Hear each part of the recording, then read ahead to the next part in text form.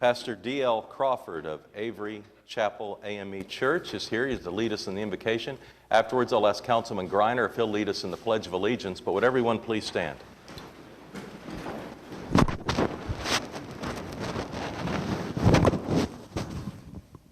Dear God, we give you thanks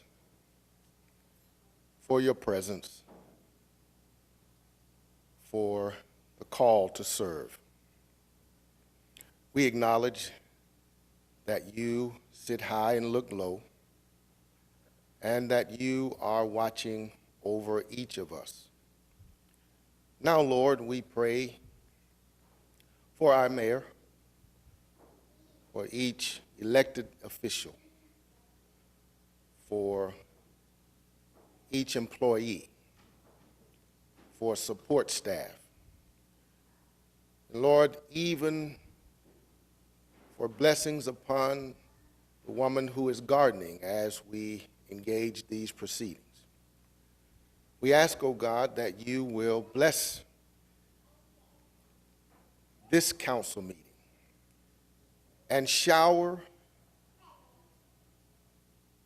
all of us with your wisdom, your compassion, and your love as we engage the business for the city of Oklahoma City and all of our citizens. Thank you, and we bless your name for what you are about to do. In Jesus' name we pray, amen. Please join me in the Pledge of Allegiance. I pledge allegiance to the flag of the United States of America and to the republic for which it stands, one nation under God, indivisible, with liberty and justice for all.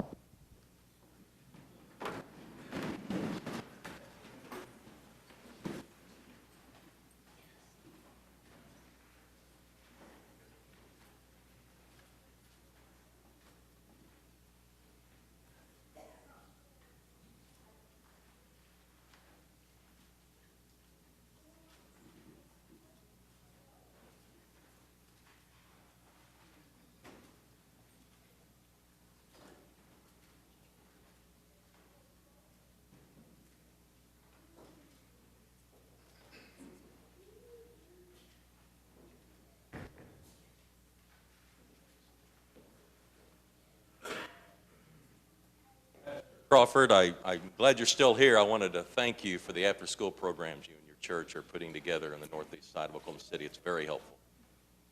And those that got to the council meeting early today got to enjoy Morris McCraven's trio.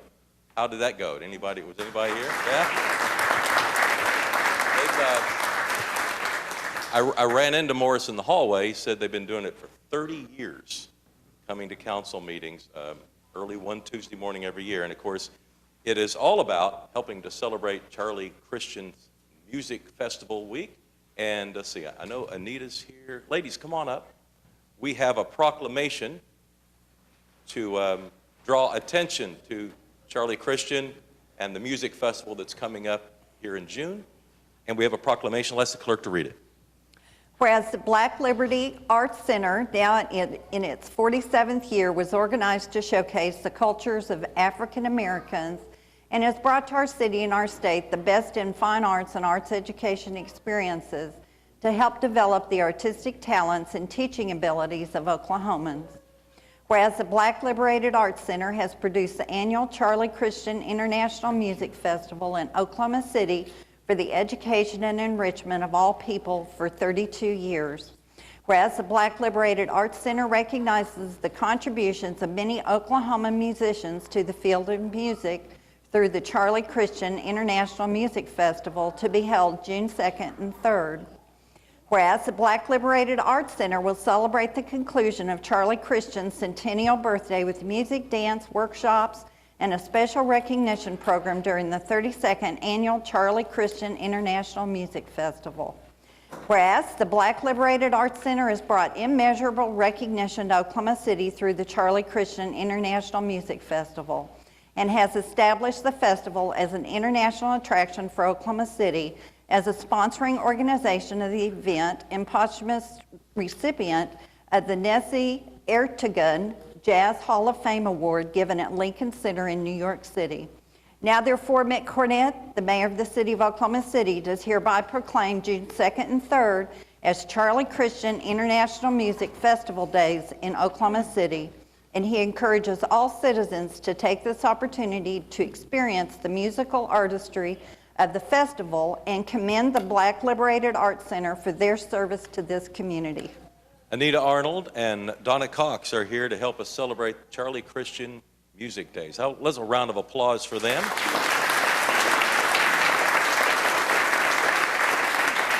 It is this weekend. Yes, it is. Thank you, Mr. Mayor, and to all of our honorable representatives here. We invite each of you and them to come out and join us for the Charlie Christian International Music Festival, June 2nd and 3rd. It's all indoors this year, no outdoors. The jam session, June 2nd, will be at the Art Space at Untitled Gallery, 1 Northeast 3rd Street. It's going to be great. And on June 3rd, we have our final salute to Charlie Christian on his 100th birthday at the Embassy Suite, 741 North Phillips. And the fun begins at 6 o'clock on Saturday and 7 o'clock on Friday night. And I wanted to especially be sparkly this morning because this may be my last opportunity to stand here with the mayor since he's not going to run anymore. Yes. So just for you, Mr. Mayor, I told Donna I'm usually not sparkly at the city council meeting. But anyway, it's been great fun, and we appreciate all the support you've given us, all these many years for the festival. And we look forward to your next step in life. I appreciate that, and the festival is one of the highlights. Charlie Christian, for the most part, invented the electric guitar. That is no small feat. But he was an Oklahoma City jazz musician in the 1940s. We lost Charlie way too soon, but his memory is kept alive by music aficionados around the world. And every year, there are people that travel internationally to Oklahoma City to be a part of the Charlie Christian Jazz Festival. So thanks for what you're doing at Oklahoma City, and thanks for keeping Charlie Christian's memory alive. All right, let's show our appreciation for these legends. Thank you. Thanks, Donna.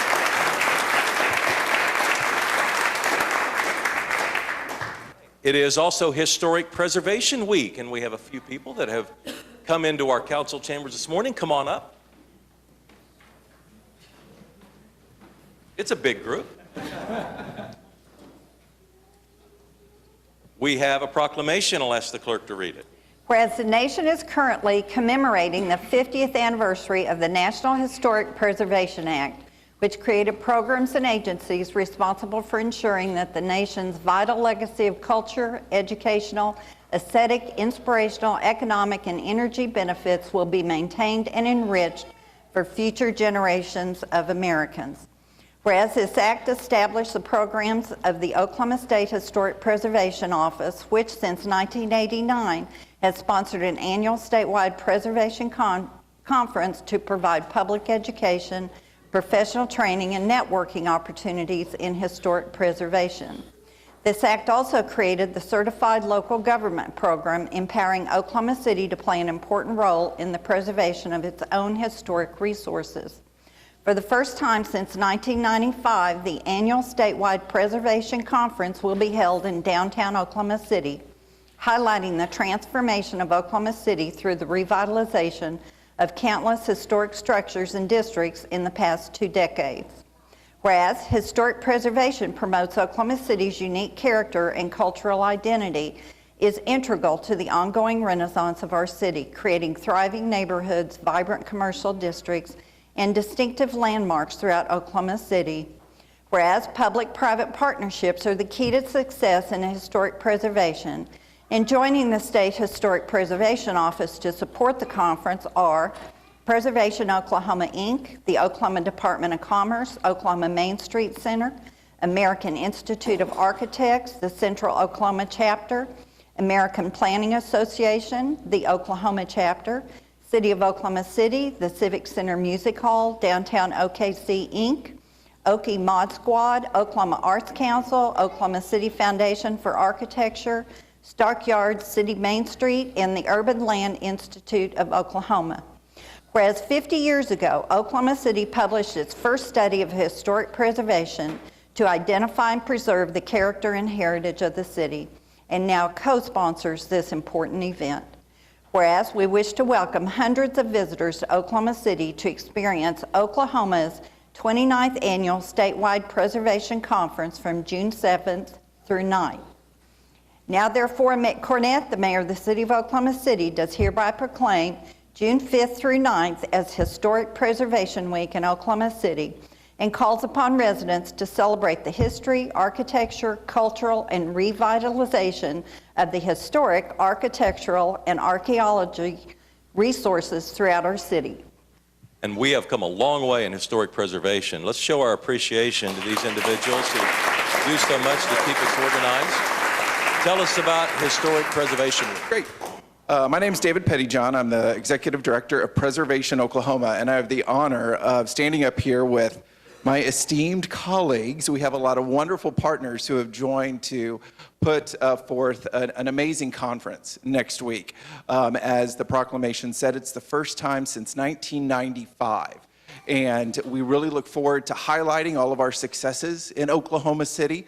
The conference will take place primarily at the Civic Center Music Hall. So we still have opportunities for you to join us. You haven't missed out yet. You can go and still register. We have some amazing tours as well, and we are delighted to be here in Oklahoma City next week, June 7th through 9th. So we hope you can join us. All right, and I'll just remind our audience that we're in the midst of really the largest historic preservation project in Oklahoma City history in the First National Center. It's going to take some time, it's going to take a lot of partners, and really it's going to take the entire city's support to make that building what it could be. And I know each of you is an advocate for that project. So thanks for what you're doing. Historical preservation is very, very important to this generation of people in Oklahoma City who have created this incredible place just here in the last few years. Let's show our appreciation for our advocates here. Thank you. Thanks very much. Thank you.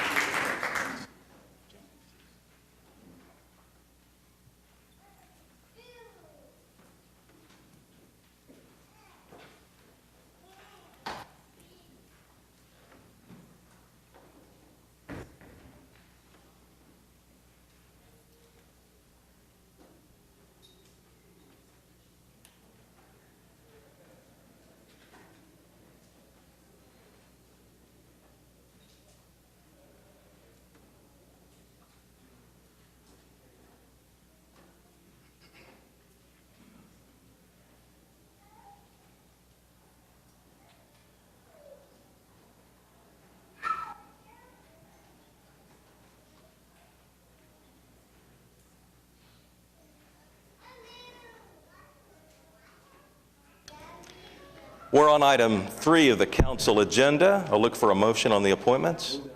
Second. All right, cast your votes. It passes unanimously. Item 4 is a journal of council proceedings. 4A is to receive the journal for May 9th, 16th, and 23rd, and 4B is to approve the journal for May 2nd. All right, comments or questions on the journal? All right, cast your votes. It passes unanimously. And item 5 is request for uncontested continuances. None this morning. All right. Any requests from council members? We'll move on to item 6. This is revocable permits. The first is a request with Perry Publishing and Broadcasting to hold the Juneteenth Festival, June 17th in Washington Park. Is there anyone here representing Perry Broadcasting? All right. How about a motion then on 6A? John? All right, thank you, Mr. Mayor. Before I make the motion, I just want to thank Perry Broadcasting and Communication, Mr. Russell Perry and Kevin Perry, for continuing hosting this festival. The festival will start at 10 a.m. to 6 p.m. and it will be held at the Washington Park, 400 North High Avenue. With that being said, Mr. Mayor, I move for approval. All right, we're voting on item 6A. Cast your votes. It passes unanimously. Item 6B is a request from Freedom, Oklahoma to hold the Equality Run. It'll be June 17th in downtown Oklahoma City. Meg, you okay with this? All right, Is there looks like anybody we here that have wants to speak? an organizer coming Good forward. morning. We'll need your name and address for the record. Troy Stevenson, 4001 North Classen. Tell us about your event, George. So it's our 5th annual Equality Run. All the proceeds go to helping LGBTQ youth and HIV/AIDS. How many people do you expect to run? 500 people this year. Wow, good crowd. That's June 17th, and how can people find out more about it? It's at freedomoklahoma.org. You can Okay. sign up and all All the right. information. Meg, it's in Ward 6. Great, good luck, move approval. All right, cast your votes. Passes unanimously. Thanks and you. good luck. Item 6C is a request from the Quail Creek Homeowners Association to hold the Creek Run. That'll be this weekend. Is anyone here from the Quail Creek Homeowners Association that wants to talk about their event? All right. Mark's not here. I know that's in Ward 8, so I'll take a motion from anyone who wants to give it. All right. Cast your votes. Passes unanimously. Item 6D is a request for the Red Earth Parade, which would be June 9th in downtown Oklahoma City. Anybody here from Red Earth? All right. Meg, I know this is one of the prime events in This Ward is a 6 real every highlight. year. This is an incredibly busy weekend with everything that's going on. But the parade is Friday downtown, costumes, dancing, food. It's a wonderful event. I would encourage everybody to come, and I would move approval. Yeah, and if you have family and friends from other parts of the state that might want to come in for the weekend, it's a really great way to show off Oklahoma's heritage. We have a motion. Did we get a second? So. Cast your votes. Passes unanimously. All right, we'll recess the council meeting, convene as the Oklahoma City Municipal Facilities Authority. There are 3 items. Okay, we have a motion and a second. Any comments on the MFA? All right, cast your votes. It passes unanimously. We'll adjourn the OCMFA, convene as the Oklahoma City Public Property Authority. 6 items here. Okay, we have a motion and a second. Cast your votes on the PPA. Mayor, could I just mention number Passes D? unanimously. Yeah, go ahead. It won't affect my vote. Item D is the preliminary engineering report for the Civic Center sound system upgrades. And I just want to be sure and hope that this includes our commitment to working on a hearing assisted sound system. We've all been learning a lot about what that means, and I really appreciate the work of Dennis Clowers. But I think this will provide us an opportunity to really bring in the most advanced technology for those that need hearing assistance. Well, I appreciate your involvement and your interest in this, and we've been obviously learning a little bit more in the last week or two, and hopefully we'll come up with a solution that will work for all. Great, thank you very much. All right, we'll convene as the Oklahoma City Environmental Assistance Trust. 2 items. Okay, we have a motion and a second. We're voting on the EAT. Cast your votes. It passes unanimously. We'll adjourn the OCEAT and reconvene the council meeting with the consent docket. Second. All right. Anybody have anything? Larry? BI.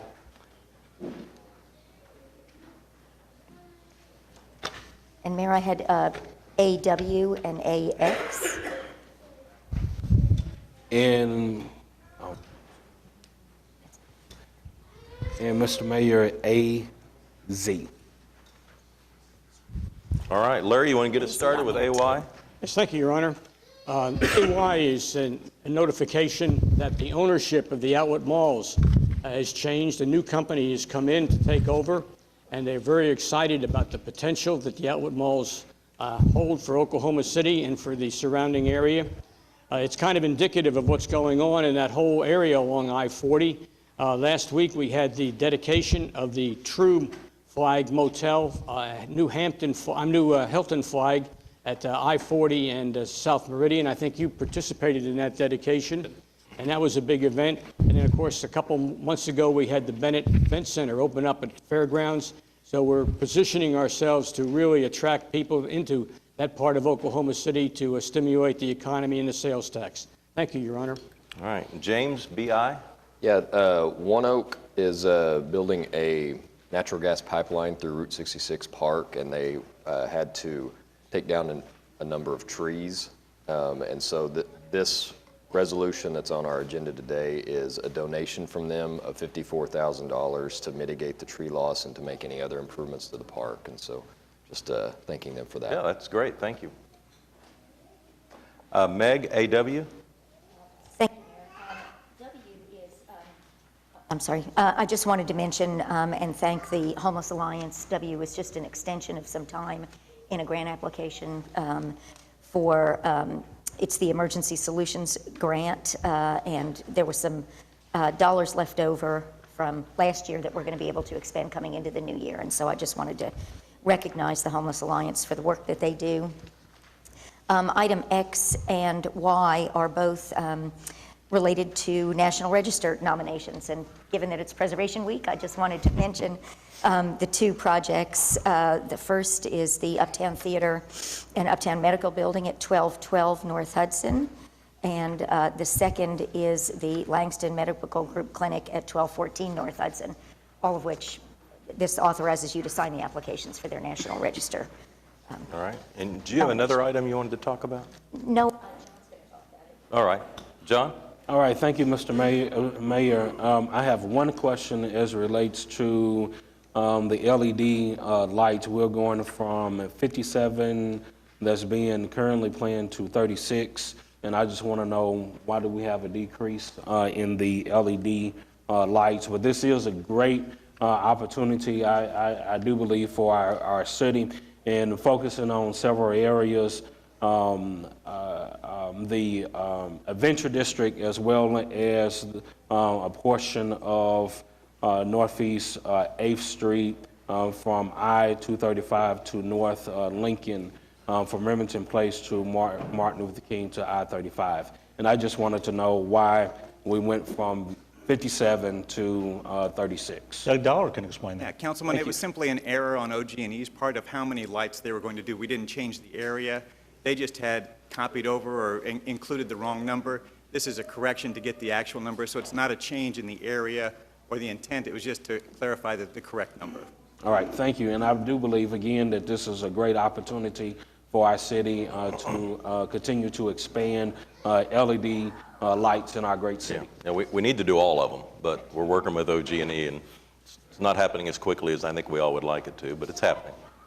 But Mayor, that was actually my question, and I just wondered if we had a process going forward.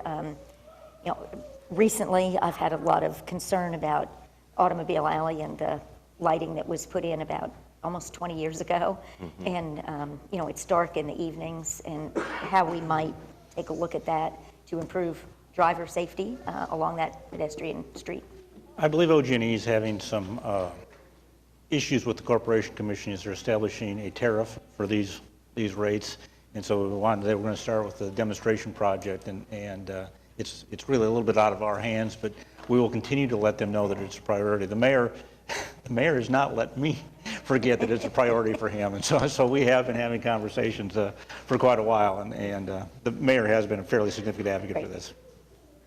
All right, ready to vote the concurrence docket? No, sir. We have a presentation from David Todd. We're going to looking to award the contract on the MAPS 3 Park this morning, an exciting project. Which item is that? It is BD.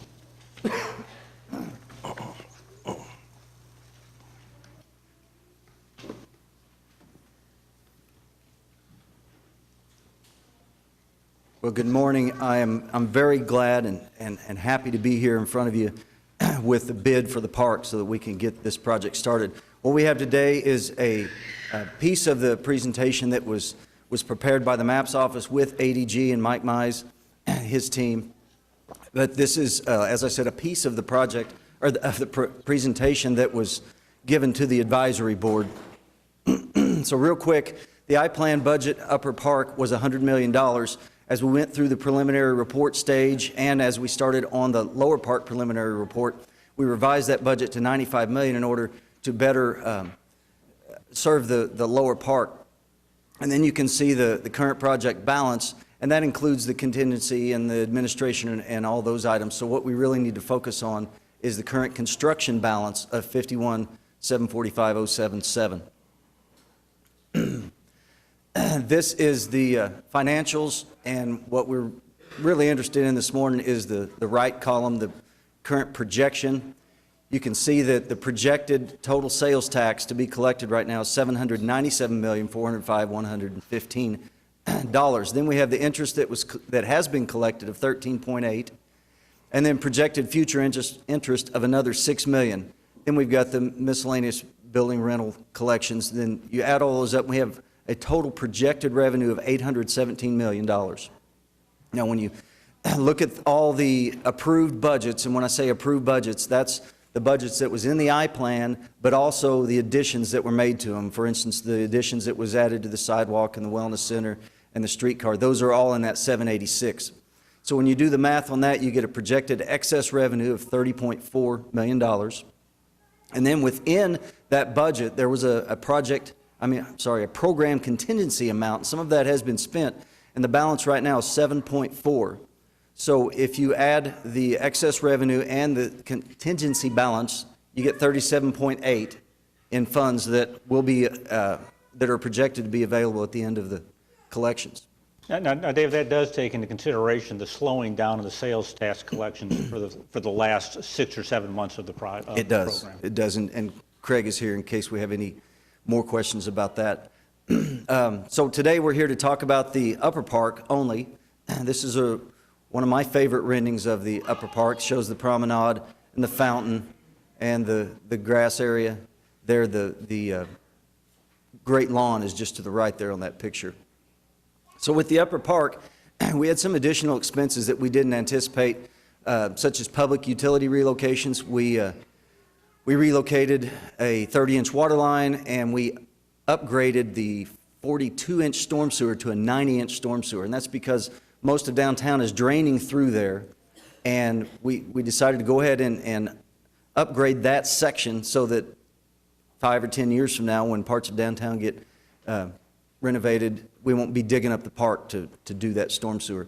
Then there was some environmental remediation, some miscellaneous minor construction, like the sidewalk that went through the park temporarily. It was there about 6 years so that people could have access from the Myriad Gardens down to the river.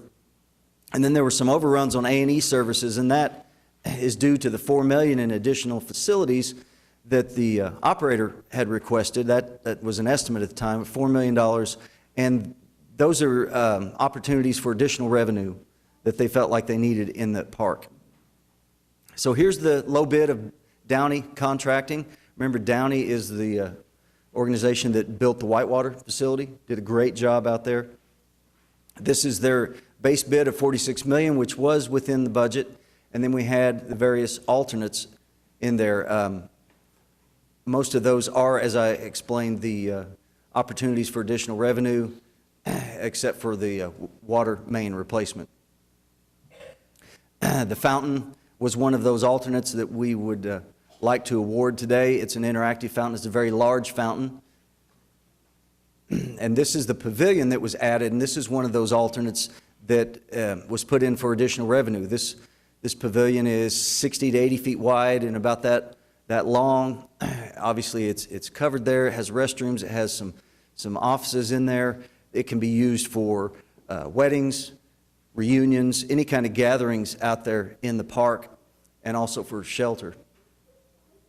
So what we're asking today is the base bid and then alternates 1 through 7 and 9. And 9 up here is in red because what we want to do is award that with the project, but the Water Utilities Trust will pay that money. There's a 100-year-old 12-inch water line that extends out across Union Station. Didn't necessarily need to be replaced, but since it's 100 years old, Utilities Department thinks it's a good idea to go ahead and replace it now while we're working out there so that we don't have to dig up the park right after it opens. If you add those numbers, they do not add up to the 57.5. You have to take the 139 out because, as I said, the Utilities Department is paying for that. So if you take that 57.5 and our current construction balance of 51.7, there's an additional requirement for $5,755,406.15.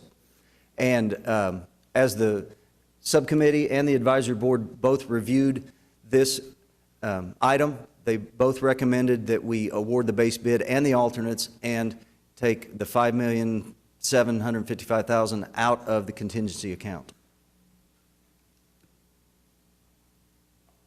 I can answer any questions that you might have.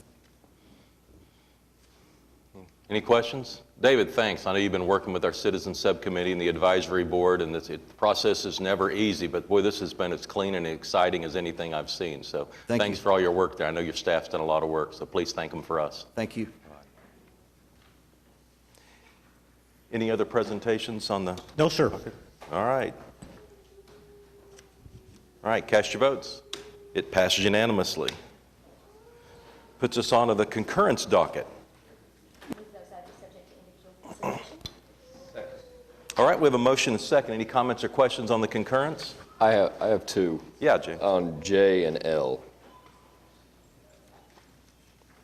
All right, go ahead. And they're just comments. J is actually the Water Utilities Trust is going to study people swimming in our water reservoirs to see what the positives and negatives are. And I think it's a good idea because I get quite a few questions about why we can't swim in the lakes, and then other people that say they're glad that you can't swim in the lakes and those sorts of things. So I think getting a good positives and negatives of why of whether we should change that or not is a good idea. I've heard both those comments over the years too. Okay, yeah. I'm sure everybody that represents people around Lake Hefner get that numerous times. And then on L, I just wanted to point out that this is just a water and wastewater agreement with Moore. And just pointing out that whole Mustang de-annexation thing we had a few weeks ago, I mean, this is something that would allow that developer to do what they wanted to do if there was an agreement like this with the city of Mustang.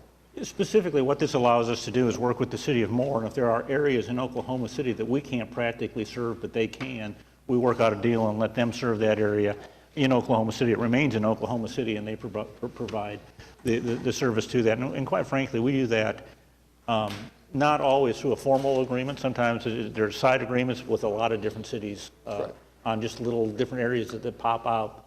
When we're 620-some square miles, you get a lot of opportunities to take a look at funny little areas out there, especially with so many suburban areas that we have around us. That's all I had. Okay. Ready to vote the concurrence? Consent. No, we're on the. Oh, I'm sorry. We're on the concurrence. All right, sorry. Cast your votes. Passes unanimously. All right, item 9 is items that require a separate vote. We'll start with a series of zoning cases. The first is an ABC issue in Ward 8. Is there anyone here representing the project here on item 9A1? Yes, Mayor, my name is Bill Comstock, 501 Northwest 13th Street. I represent the applicant for this project. It's going to be a new Outback Steakhouse. Wonderful. And what's the location going to be? It's in the, I'll call it the Lowe's parking lot.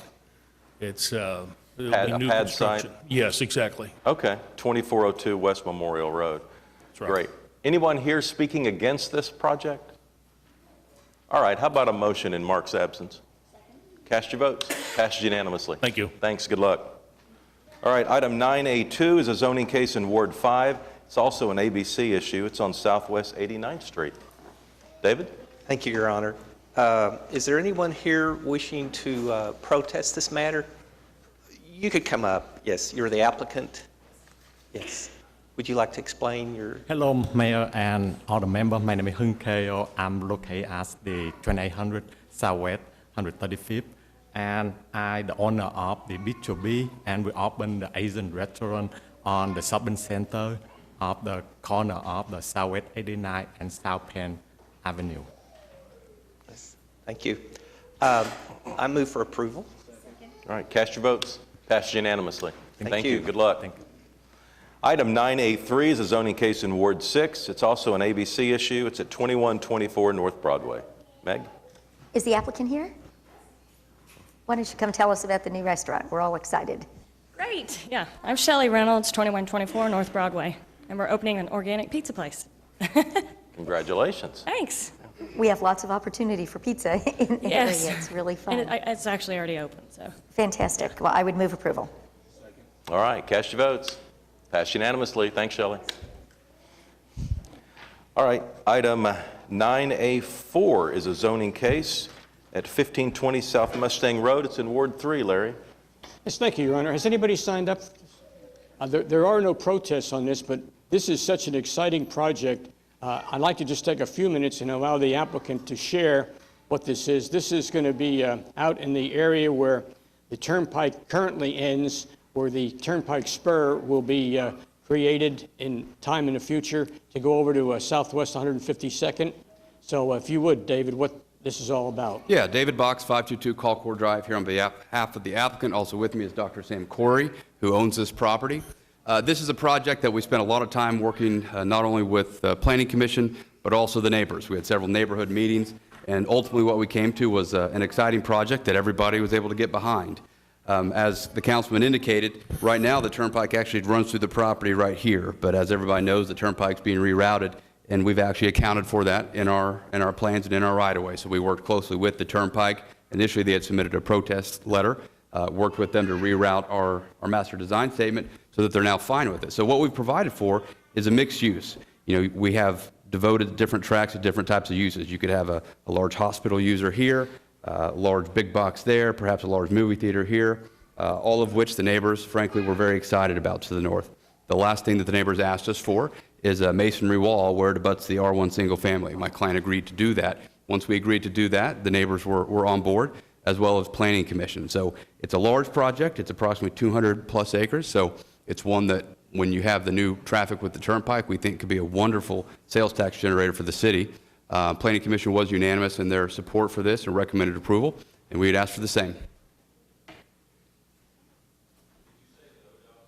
Okay with it? OTA, yes, sir. Turnpike Authority okay with it? Or yes. Originally, we had not carved out what they need, but we changed our map and specifically asked for their legals and carved out exactly what they need, and we planned our project around their project. Yeah. Seems very dense. It has an opportunity to provide a lot of wonderful retail. You obviously have State Highway in Mustang. You're going to have an on-ramp, off-ramp right here. And what the Planning Commission was concerned about initially was all the different uses. And so what we've done is we've broken this PUD into 5 different tracks, with each track having very pared down uses, very specific uses, so you don't have kind of carte blanche across the whole thing. We probably had 10 different meetings with individual planning commissioners, some multiple meetings, but that was their concern, that it was too dense. And so what we did was whittle it down. So tract 1, when you look at the PUD, what it was really geared towards is hospital and medical type uses. Tract 5 is geared more towards restaurant and some retail, and then you have more intense retail where you're along the arterials. Is that a high school in there? I believe it's a middle school. Okay. Middle school. All right. Larry? If there are no further questions, I move for approval. Second. All right. Cast your vote. Passed unanimously. Item 9A5 is a zoning case in Ward 5 at 8937 South May Avenue. It's currently C3 Community Commercial and CUP 44 Community Unit Plan Overlay, and it would all be put into a new SPUD if approved. David?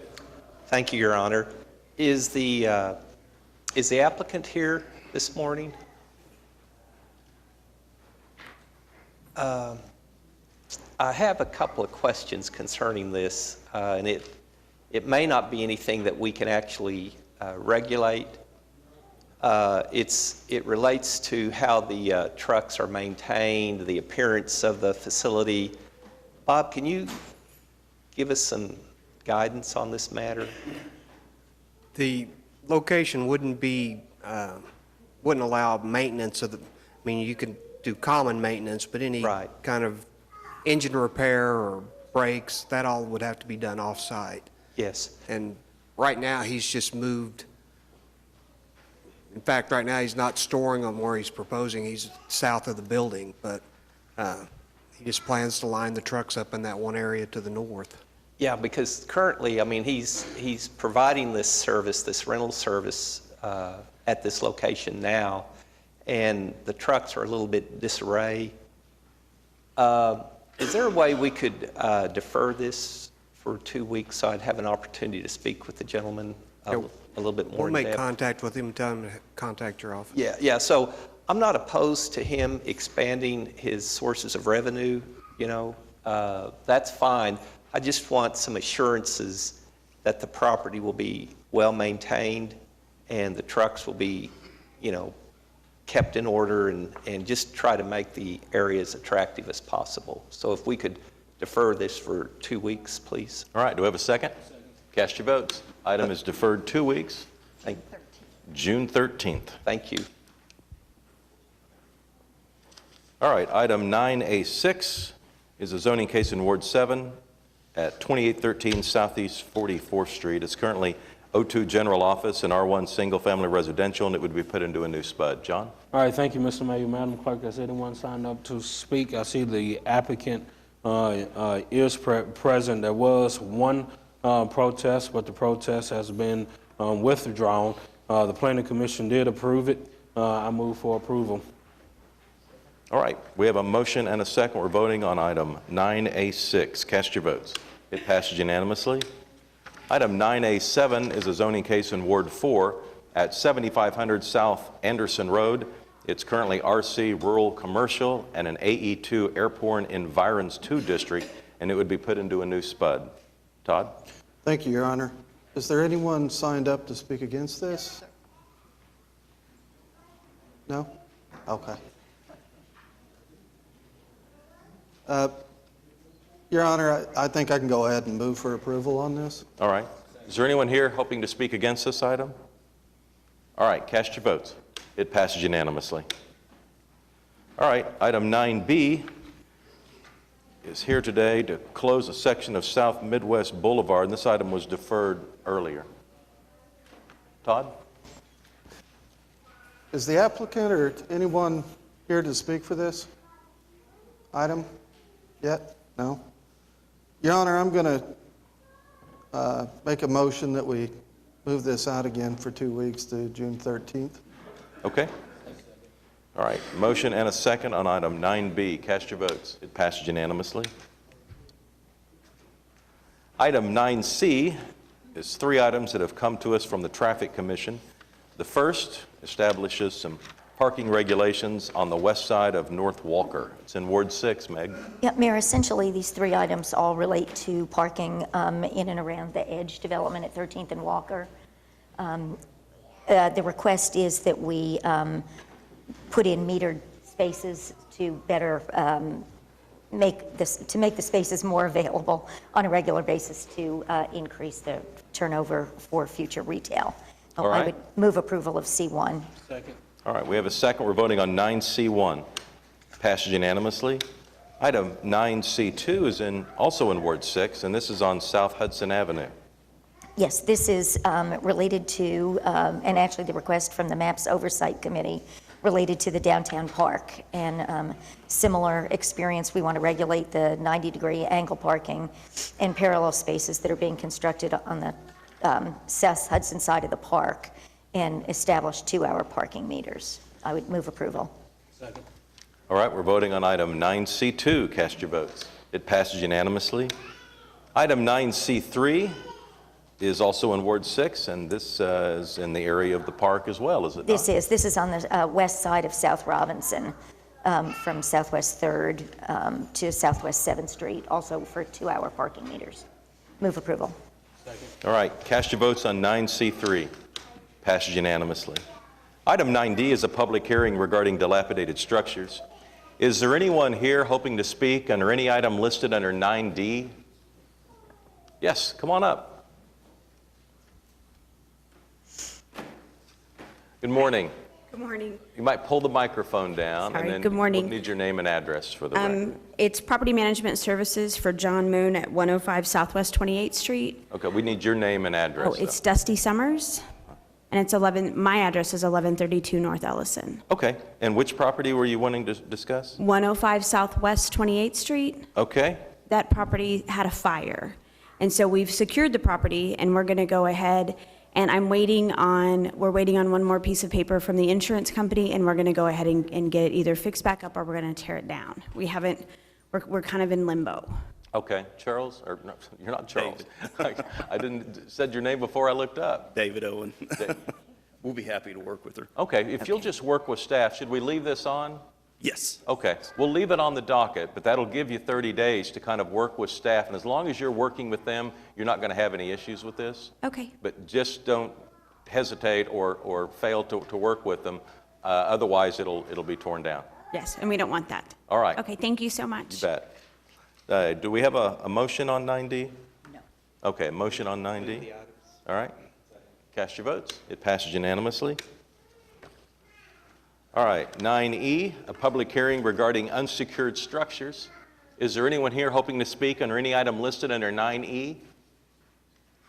All right, how about a motion here? Cast your votes. It passed unanimously. Item 9F is a public hearing regarding abandoned buildings. Is there anyone here hoping to speak under any item listed under 9F? All right, cast your votes. It passes unanimously. Item 9G is a public hearing regarding the removal of property from the abandoned buildings list. Anyone here hoping to speak on any of these items? All right, cast your votes on 9G, and it passes unanimously. Item 9H is a public hearing. This is an annual look at our fire department's capital needs and the sales tax that this is the 3/4 cent sales tax, is it not? That's correct. Okay, the 3/4 cent sales tax passed by the voters in the 1980s. Doug? Yeah, exactly. These resolutions govern both the fire and police sales tax. There's 2 items before you today. These are part of the journal entry of judgment. They're required by that was entered in 1993 to make sure all the expenditures from the sales tax funds are consistent with the ballot language that was approved by the voters in 1989. The ballot contains several specific projects as well as the ability to add other projects to provide new, additional, increased, or improved service or facilities. You'll see the first 2 projects for both fire and police are what we call listed projects, while the remaining projects are considered other projects. At the end of each fiscal year, this auditor's office reviews all the expenditures from the fire sales tax funds, ensures that they're all made in conformance with the resolution that you're passing today, and that any exceptions are reported. That report is presented to council each year around December. So for fire, the resolution authorizes 202 uniformed firefighter positions and 6 civilian positions for a total of 208 positions funded by the fire sales tax fund. That's no change from the current year. There's also funding for recruit overage positions so that recruit academies can begin in advance of expected retirements, allowing vacant positions to be filled more quickly. The fire compensation project is what we refer to as the wage adjustment. One component of the police and fire sales taxes was to pay for higher salaries and benefits, and the specifics of how that payment to the general fund is calculated, that's spelled out in the journal entry of judgment, and the change in the amount each year is driven by the growth in sales tax. So since sales tax is decreased in the current year, the wage adjustment will also decrease in next year. The other projects include firefighting tools and equipment, advanced life support, a wellness project, computer upgrades, fire facility repairs, and funding to supplement the bond funds allocated for remodel or construction of fire stations. And the total proposed budget for the fire sales tax fund for FY17 is $44.4 million, and all of the expenditures in the fund must conform to the resolution before you. The list of police projects remains basically the same as in the current year. It funds 219 uniformed police officers and 31 civilians for a total of 250 positions. In police, there's also funding for recruit overages so that recruit academies can begin in advance of the full number of openings. Other projects include maintenance for police vehicles, police compensation or wage adjustment project, capital improvements at police facilities and supplies and equipment. The total budget for the proposed budget for the police sales tax fund is $45.1 million. And of course, all expenditures there must conform with these resolutions as well. I'd be happy to answer any questions if you have any. All right, so Doug's explanation covered both H and I, and this is a public hearing, so if anybody has anyone to say about either of these items, now would be an appropriate time to raise your hand. All right, how about a motion then on 9H? Cast your votes, passed unanimously. And then 9I is the police side of the 3/4 cent public safety sales tax. Move the item. All right, cast your votes. It passes unanimously. Thanks, Doug. All right, and 9J is the introduction of our GO bond program. Mayor, if I could, the next 12 items have to do with both the GO bond issue and the sales tax issue that's been talked about for some time. The catalyst for the GO bond issue is the fact that we have a commitment to the NCAA to do some improvements. We passed a resolution a number of years ago when we had an agreement extension with the NCAA to do some improvements to the Softball Hall of Fame, and the time is now up for us to get started on those improvements. It's actually a capacity expansion out there. And we're at the end of the 2007 bonds. The 2007 bonds program lasted longer than we'd anticipated, primarily for two reasons. One, there was the interruption in the economy in 2010, the real estate bubble, if you will. And then the state legislature passed a law putting a 3% limit on the increase of residential properties. And because of that, our assessed valuation did not increase as quickly as it has in the past. So that's why it hasn't gone so fast, and that's why we're proposing to have a GO bond at this time. The sales tax is the reason it's having this discussion is it expires, the MAPS 3 expires at the end of 2017, and this would allow for an election in September, which is the last date we can have an election to continue with this sales tax without having a break in it. Now, primarily, I think we all know that over the years, the number one issue on our citizen survey has been road condition by a fair gap as we go forward. And a lot of cities have this issue. Keeping up road infrastructure is an issue really nationwide. It's also been an issue in Oklahoma City for quite some time, off and on. What I passed out this morning is actually ordinance number 7. Ordinance number 7 was passed by the City Council in Oklahoma City in 1890. And what it says is that each and every male resident of Oklahoma City between the ages of 21 and 50, except active members of regularly organized fire companies, is hereby required to perform each year between the first day of April and the first day of November 2 days labor upon the streets and alleys and highways of said city. Move approval. But you can commute this by paying into the city treasury the sum of $2. So you could buy your way out of it. The city treasurer will then use those for street improvements. So there's different ways to look at it. I'm not proposing that we go into this, but I found it very interesting that that was an issue well over 100 years ago, and that was a solution that they came up with. A draft for street resurfacing. Is that what that is? But if you're a firefighter, you're out. So as we go forward, we put together a proposal on the GO bonds based upon a lot of work. Council has submitted projects to us over the last year or two.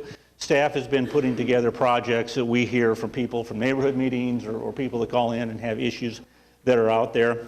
There's a lot of projects, a lot of needs out there. This has been a fairly long and I think comprehensive approach to come up with the program. We've been putting the projects together for a year or two. In December of 16, we did have a council workshop and began talking about it. We had neighborhood meetings, multiple neighborhood meetings, more than one per ward, trying to get public input into our GO process. We've had surveys that have been out there. We've had online surveys that have been out there. A lot of ways to solicit information as we've gone forward.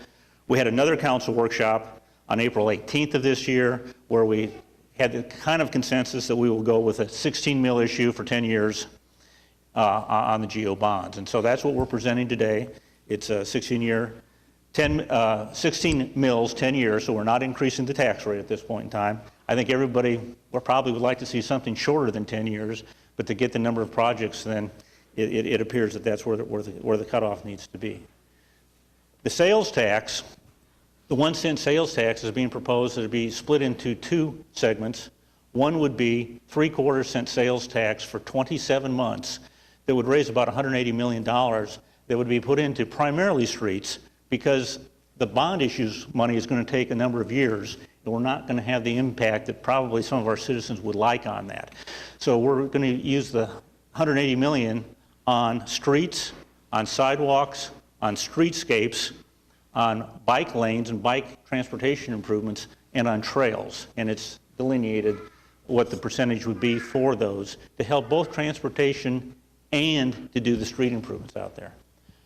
The 1/4 cent sales tax is being proposed to be used for operations, for general fund operations. I think we all understand that our sales tax has been stagnant. Our general fund budget being proposed this year is essentially the same amount that it was 4 years ago.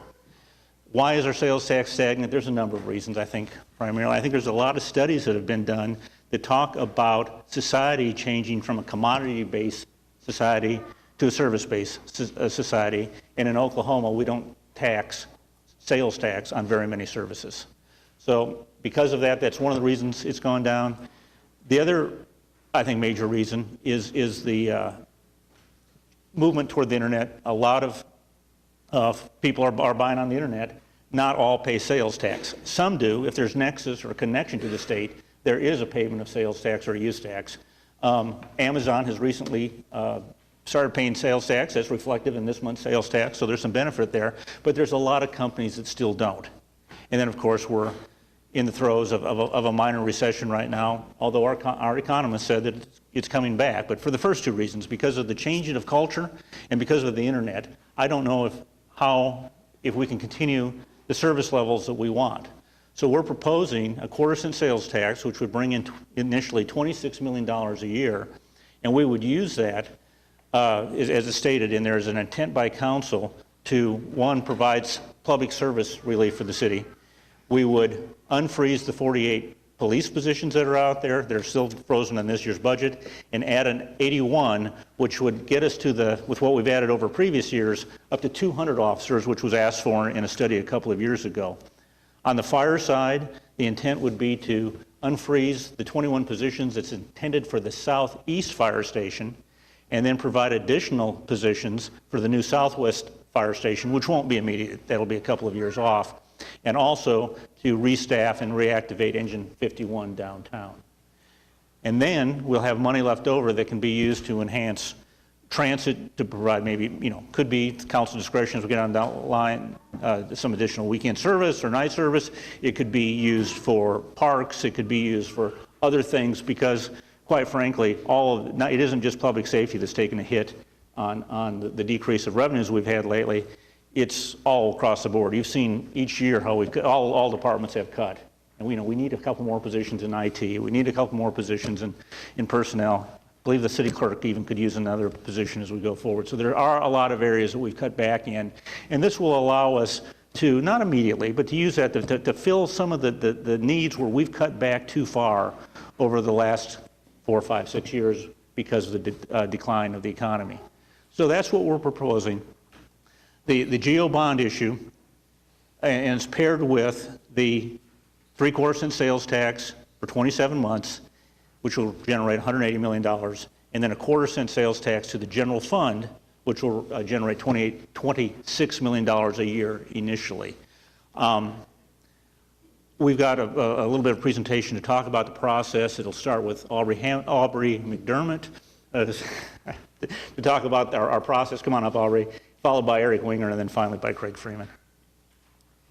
Good morning, Mayor and Council. Aubrey McDermott, Planning Director. I'm going to give you a little bit of background of where we've been and why we're here today, how we've gotten here today. As you know, this is a long process of determining how we're going to spend our 2017 bond funds. Last summer, we started in earnest thinking about this process involving a lot more community input than we have ever done before. We've done a comprehensive plan update in 2015.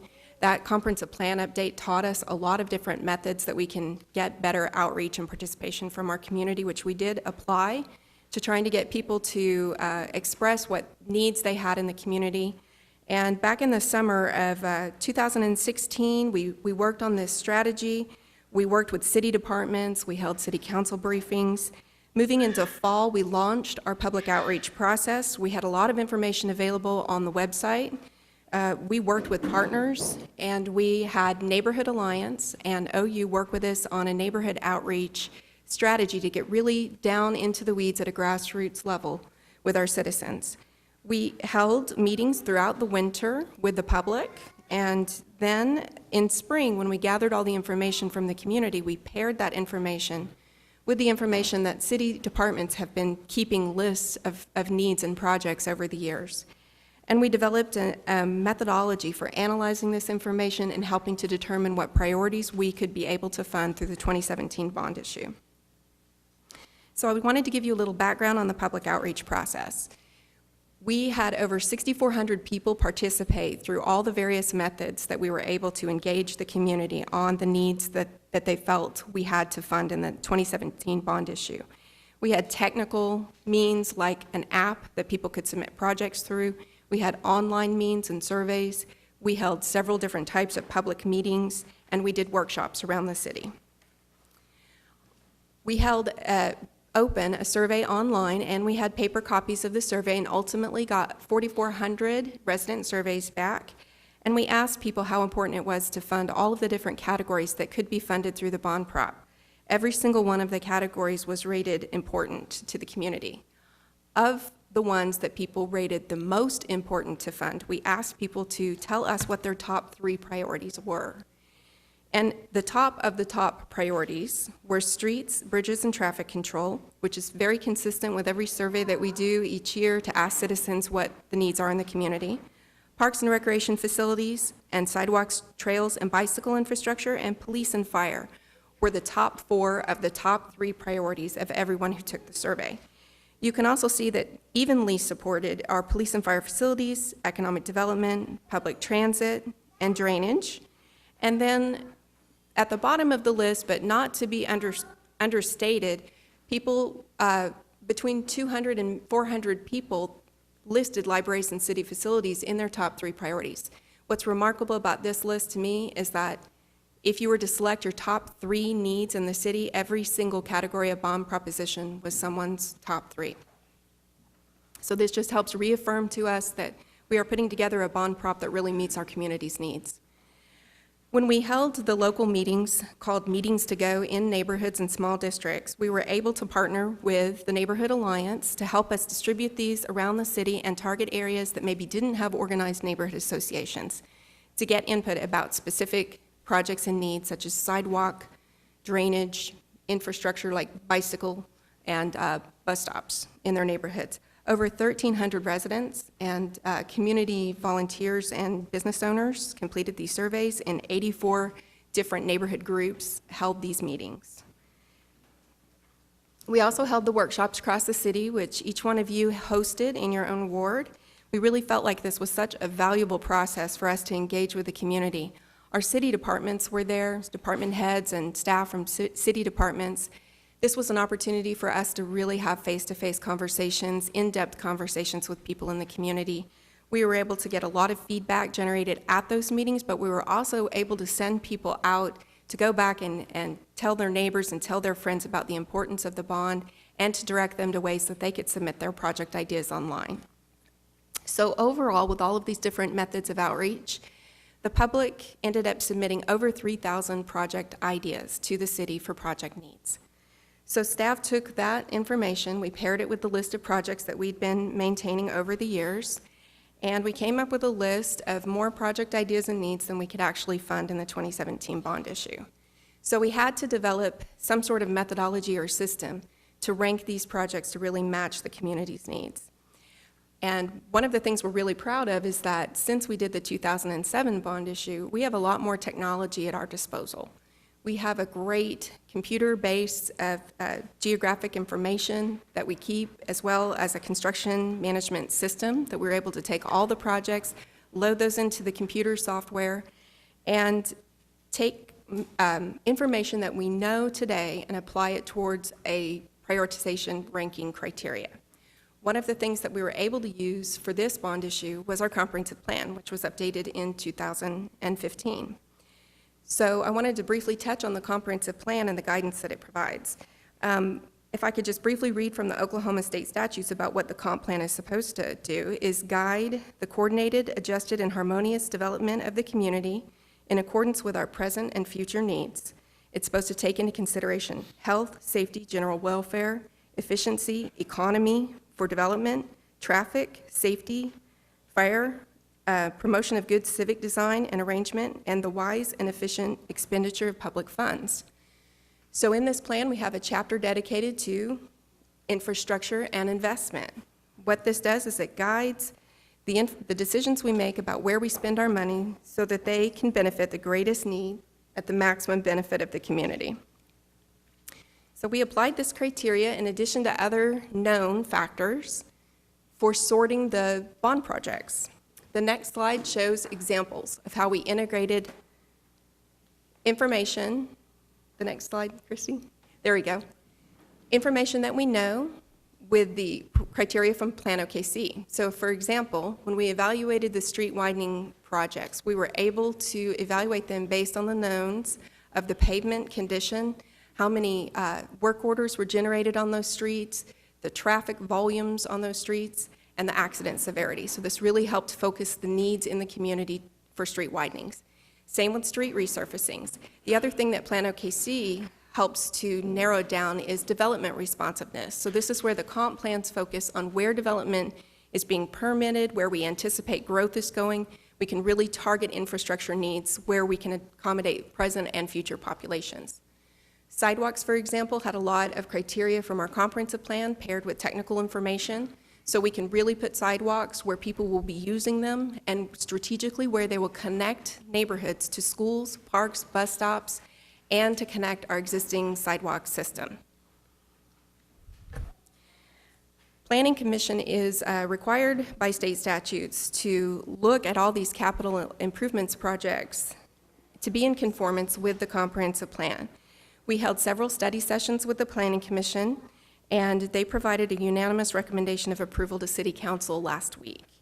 One of the things I wanted to say is that through going through this process, working with city departments, working with the community, I was very proud to be a part of this. I really feel like the process reflects the community's needs. And last week at the Planning Commission, our commissioners said some things that I thought you might like to see if you didn't watch the meeting. John Yokel, the current chair of Planning Commission, did talk about how he's been involved in these things for 27 years, but this is really the first time that he's gone through such an in-depth process of looking at how the comprehensive plan and our capital improvements pair together. He also noted the cooperation among city departments that we're working together to really try to target solving issues and problems that are important to our community. He said it was a remarkable difference from 1990 to today. In addition, Janice Powers, who's the incoming chair of Planning Commission, talked about the public process and about how we learned so much from when we went through Plan OKC and had public engagement, about how to reach out to people for information and get feedback. And she felt like the technology and the tools for how we've been getting the input are still developing and improving, and that it's very, very important for us to use these tools to get public buy-in. And then last, Bob Wright in Ward 6 talked about how this plan for how we're allocating our funds, where the money's going to go and what it's going to be spent for, was indicative of how far the city has come. And he really applauded how we're listening to people who live here and what they want in the city. He said it was a marvelous, marvelous step for the city. So I wanted to share those with you. And then I will let Eric take you into the details of the bond program for each proposition.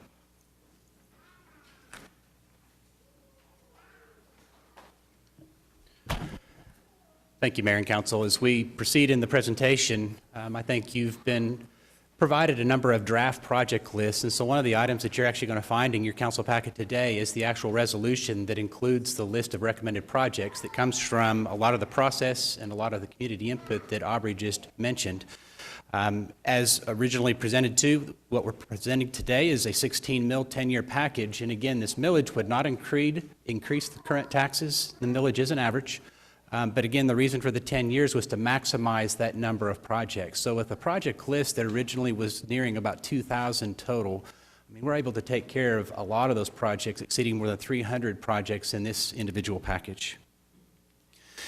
This is a slide that we've actually presented at the previous workshops, and one of the things that has slightly changed, we've gone through intense review with Bond Council on laying out the 2017 bond issue, and it's actually still very similar to the 2007.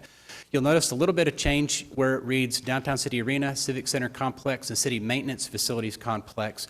We have actually increased the number of propositions from 12 to 13, making sure that that language is appropriate as we go out for the vote to the citizens of Oklahoma City. Now, the projects haven't changed. It's just in the categories in which they're organized in that document. So as I go through these next slides, I'm going to go through each of the propositions and summarize them very quickly. Again, you've seen a number of these projects already. This is the streets and sidewalks. Now, again, the sidewalks is not a separate proposition. It's going to be a subsection of the streets proposition. So all those necessary sidewalks in Oklahoma City are included in this package underneath streets, but it also includes residential resurfacing, widening, arterial resurfacing, street enhancements, and then sidewalks as well. And this is the total count for just the residential street resurfacing. So I'm going to break these into these subsections. We're able to analyze, using a lot of the data that Aubrey had mentioned, using our GIS system to prioritize and rank those projects. Predominantly, we had in the past just used our PCI, our condition index, and also our ADT, making sure that we've had a focus on the streets that are used the most, but that are also in the worst condition. But the list that you see before you today is one that takes into addition criteria such as cost per lane mile that it takes for us to complete maintenance. It takes into account accident severity and some other criteria that we've not traditionally been able to use without computer-aided assistance. The total funding for this package for residential street resurfacing is $135 million. I'm also going to note that there's about $70 million in unlisted funds that are available to all these subsections, but I've shown that here on this slide. Moving to arterial street resurfacing, 156 projects at $155 million. Again, you'll find that nearly 50% of this bond issue focuses on streets. And again, as we go back to the citizens' number one priority of the quality of city streets, that's where we've really ranked a lot of these projects very high and where the majority of this bond issue has been pointed. Moving to street widening, you're going to see on this list a total list of 17 projects. And again, we are still seeing growth in many areas of Oklahoma City. Probably one of the more quickly growing areas is in southwest Oklahoma City with the new Turnpike expansion. And so there are a number of projects that are listed here that will address those future needs for street widening. I will comment, though, that this is a number that's significantly less than what we saw in 2007. There were actually 48 widenings in the 2007. And so, again, it's not to say that the city is contracting, but again, we're focusing on streets, maintaining our current infrastructure, making sure that we make streets safe, and just keeping up with what we already have. Eric, can I ask you about that? Because I think that's an important point. I've talked about it for years. I think that's the biggest mistake we made in 2007 is we had 48 street widening projects, almost none of which met the city's traffic per day count criteria. In these 17, how many of these 17 would meet the city's traffic per day count criteria of, I think you have it at 7,500? You know, I would say not all of them today do meet that because the Turnpike hasn't been built. But I would tell you that there's been multiple components when we've looked at the 17 that are included. So one is there are a number of streets that are meeting that count now that do need to be widened just based on exceeding their 7,500 cars a day average daily traffic. But there's a lot of projects that are tailored towards the southwest Kilpatrick extension where we've actually got new interchanges being built in southwest Oklahoma City. And so as we get ready to upgrade the city's infrastructure to match that of the Oklahoma Turnpike Authority, obviously, those roads do not have that traffic count today, so they would not meet today's criteria. But once that turnpike is constructed, they absolutely will. So Aubrey listed some criteria for street widening, but an additional one is the Kilpatrick Turnpike extension and commitments we've made. I mean, I count 5 at a cost of $25 million. I believe that's probably accurate, yes. $25 million, that's more than we're spending on public transit, more than we're spending on libraries. To connect to the Kilpatrick. I mean, when were those commitments made? How did we make them? I mean, that seems like similar to the development that we saw earlier that Mick, you asked about the density. I mean, this seems like it is going to be a major impetus for sprawl and development along the Turnpike, and it seems like this investment is going to create sprawl on steroids. So I think 2 responses. The council's previously committed to the expansion of Cerro Road. We've got 2 miles of Cerro Road that are being expanded with partnership with OTA. So we are basically funding that expansion at 50% of the total cost as a part of that project. And so those projects on Cerro Road have been included as a part of those. The ones that aren't specific to OTA, but we have to align ourselves with Plan OKC and the growth models, which is a part of the comprehensive plan, are going to be around those new interchanges. So clearly, when those new interchanges are constructed by OTA, and their schedule is to have the Turnpike constructed in 2020, 2021, we're going to need to be ready as Oklahoma City to expand the city's infrastructure in those areas too. Right now, they're 2-lane rural sections, no curb, no gutter. They're going to be set on a full interchange. And so these projects address that need. They're that, and they're already getting complained about a lot, like even without the Kilpatrick Turnpike, so. There are some additional projects. I'm certainly not a advocate for street widenings, but if there's anywhere in the city that needs it, it's that sector, so. So again, we've used the best available data. We've used the best available information that we have today, the partnerships that we're creating either with the state or Oklahoma Turnpike Authority to make those recommendations to you as the council. Move to the next category, street enhancements. And again, as we continue to look at quality of life in Oklahoma City and we continue to look at Plan OKC and supporting a lot of the components of Plan OKC, you'll see here Bike Walk OKC as we continue to do bike lanes and street enhancements with new lighting and features throughout the city. Looking at complete streets again, there's 16 projects at $29.3 million included in this bond issue. Moving to sidewalks, there's 20 projects, and this will be the last of the subsections of streets at a total cost of $18.7 million. This again aligns with Plan OKC and the Bike Walk OKC plan. As you see that it connects neighborhoods to schools, parks, bus stops, and also to commercial districts. Eric, one more question before you leave streets. How long, if you're not investing in concrete, you're just using asphalt, how long do you expect these resurfacing improvements to last?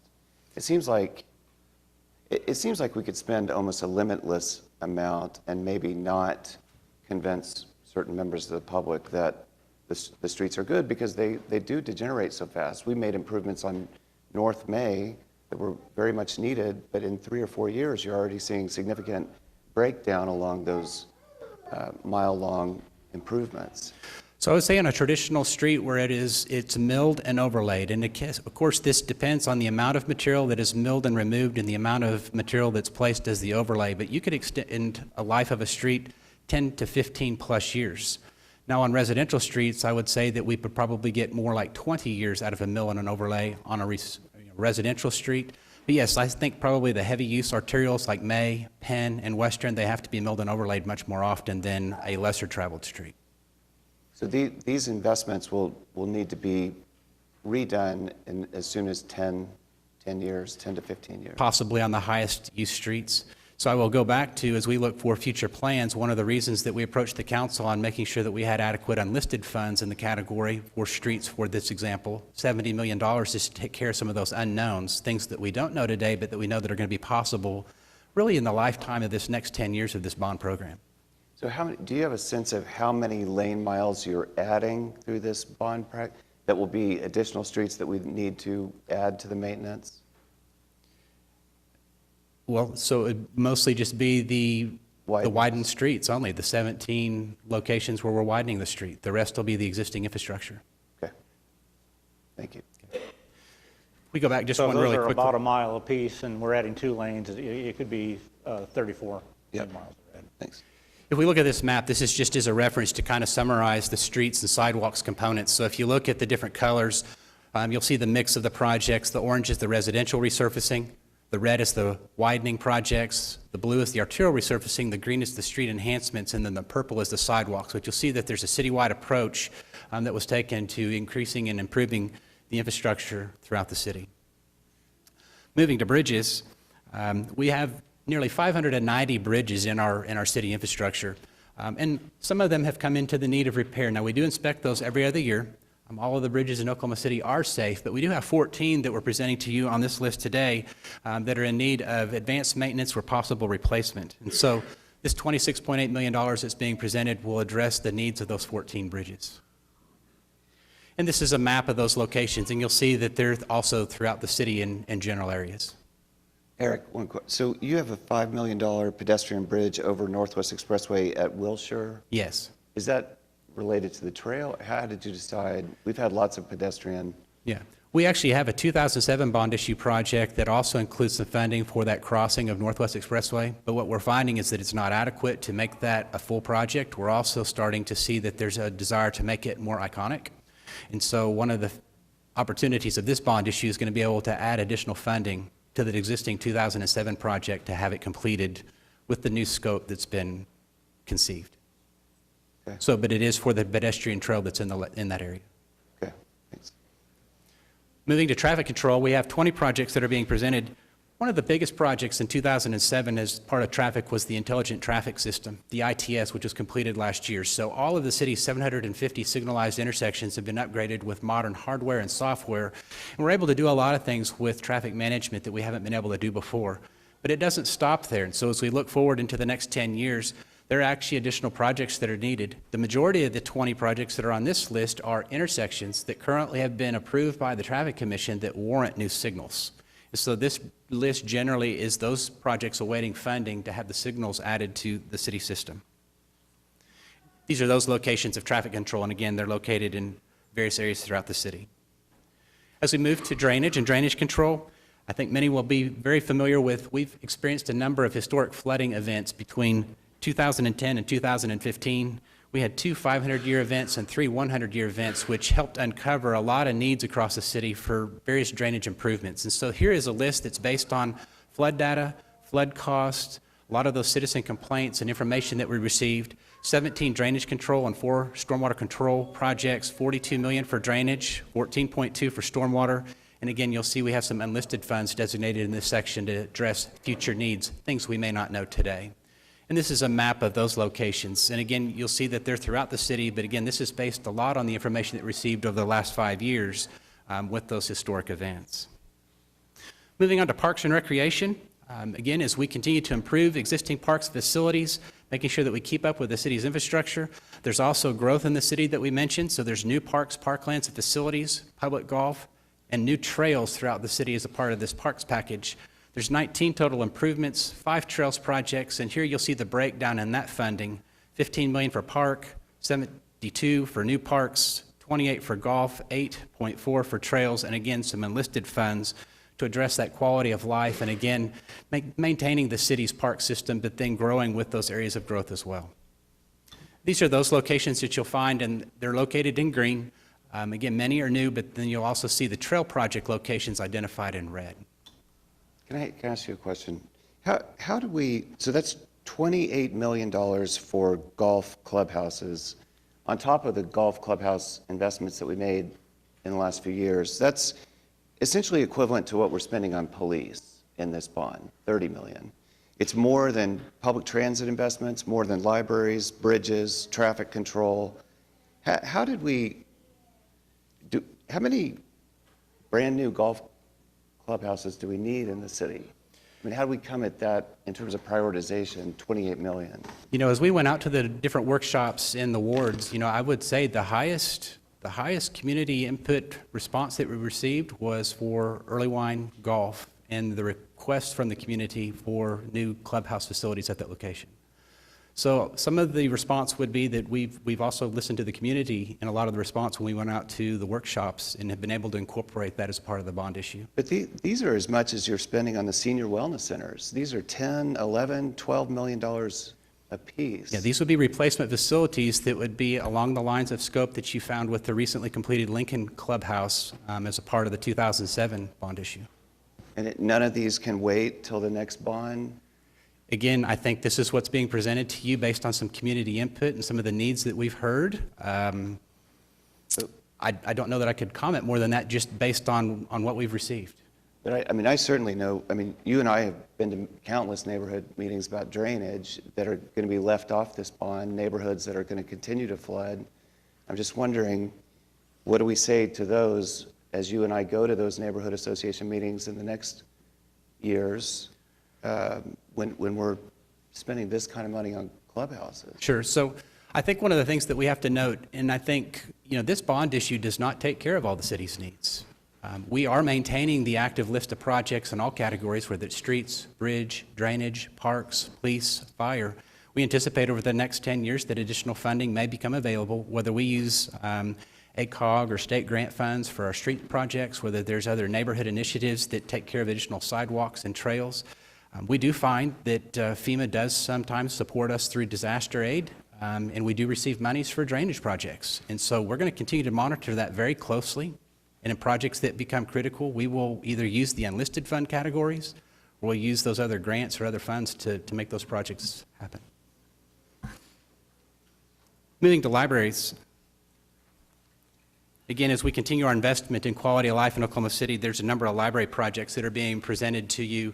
There's 4 total at $23.9 million. This is helping take care of improvements to several of the existing libraries and possibly an enhancement of additional. But again, this is, one of the items that was included in the 2007 bond issue. These are the locations of the libraries that are being presented to you for the 2017. Moving to the Downtown City Arena. Now, this is where the proposition list is changed slightly from what was previously presented. But as we look at the Downtown Arena, we've got a project to continue the enhancements to the arena over the next 10 years, remembering that it was originally constructed with the MAPS 1 initiative. Now, yes, that did go through a series of enhancements for the NBA improvements, but as we look forward into the future, we're proposing $8.8 million to continue to make that building very successful and competitive moving forward. The Civic Center, very similar to the arena. It was remodeled with a MAPS 1 initiative, and as we look forward, there's been a study done to propose the next round of improvements, $20.1 million, again, to make the Civic Center Music Hall very competitive moving into the future. That wasn't all, was it? That was also some downtown buildings? So we do have some other components that are in here that, in city manager's correct. We do have civic complex, so this also includes some of the needs of this building, 100, the 200, and the 420 West Main buildings as well. Yeah, so we put them all on the campus. The majority of the money is going to the Civic Center, but we do have some improvements to keep some of the other buildings in our campus up. As we look at the City Maintenance and Facilities Complex, I think many of you will know this is the CMF. So this is our facility that's located at Southwest 15th and Portland. Again, constructed as a part of the 2007. It helped us house our street maintenance crews. It also helped us do our drainage maintenance.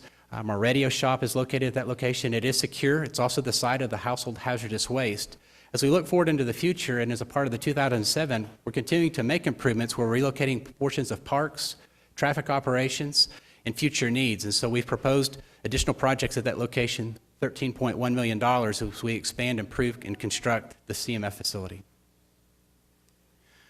Moving to transit, again, as transit has remained a priority, we're looking at replacement buses, outside amenities, increasing accessibility to stops, and also part of the just expansion of transit citywide. There's 3 projects proposed at $20.4 million. And looking at economic and community development, $60 million is a part of this proposition. You'll see that the goal is to provide incentives for job creation and also affordable housing as a part of the 2017. Fire. Now these next 2 is fire and police, and they do share a joint project. That joint project is a combined police-fire training center where a portion of the funds are located in the fire and the portion is in the police.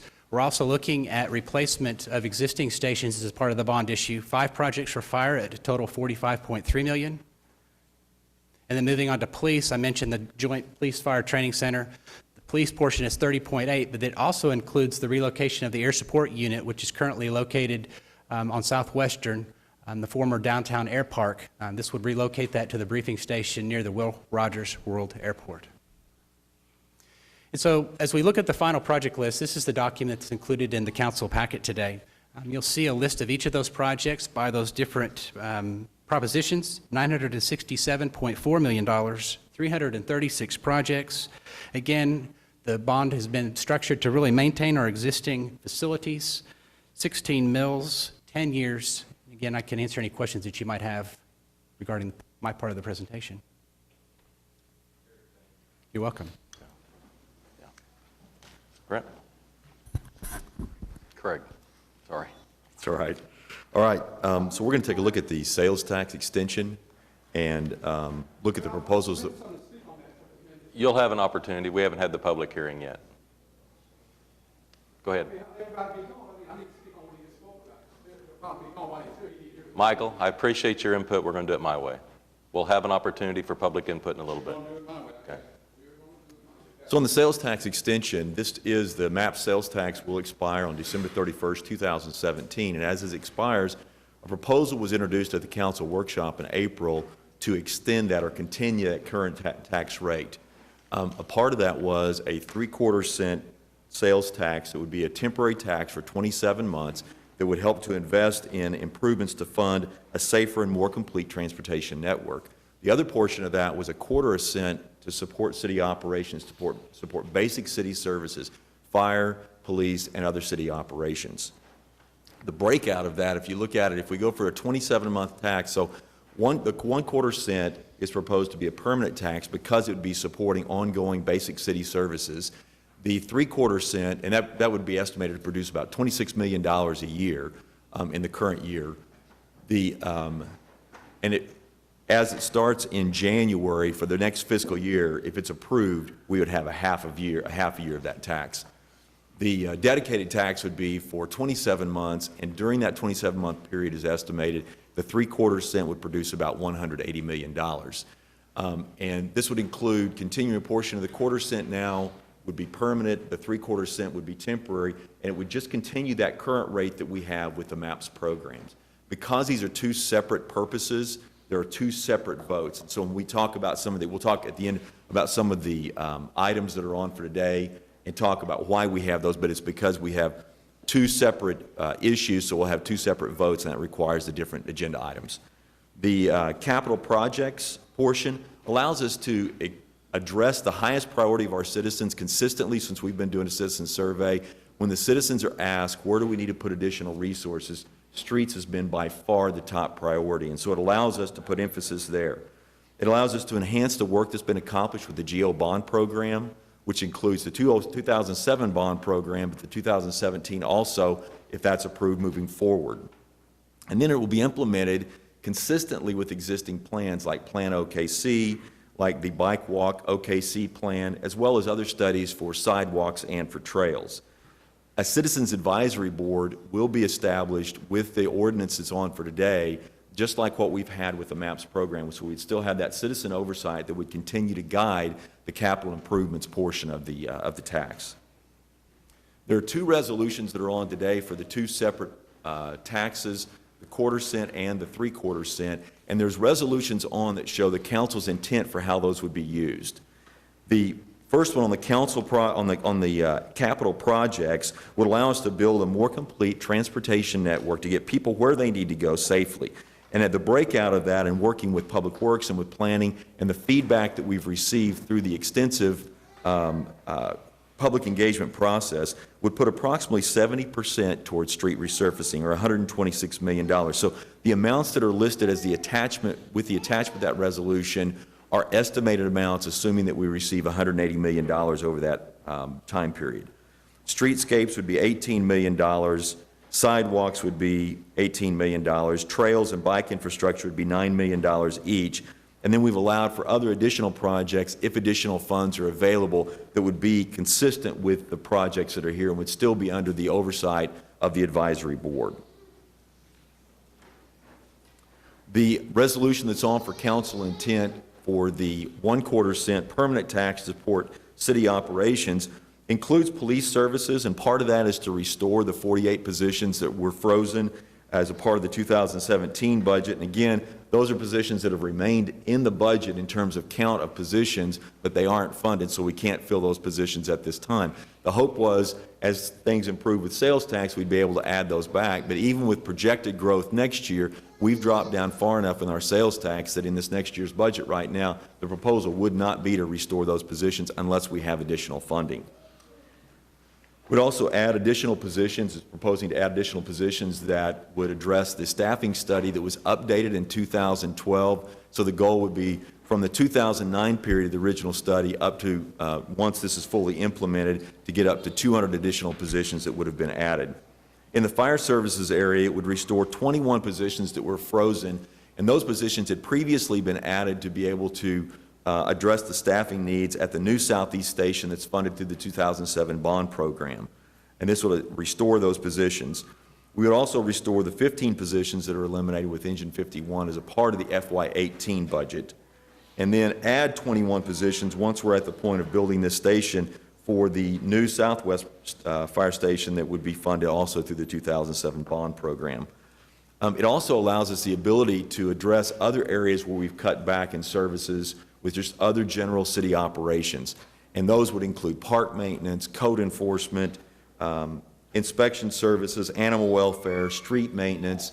It would also allow us to look at other areas internally for for internal support. Councilman Greenwell brought up the fact last week with IT services, that's a support service. No one really recognizes it from the outside, but it's a critical part of our operations and supporting the operations and the services we provide to our citizens, as well as other areas like personnel, building management, fleet services, municipal counselor's office. There's many areas where we need support, but not only do we need to be able to restore some of the services in areas where we've had to cut back previously, but also to look at enhancing services.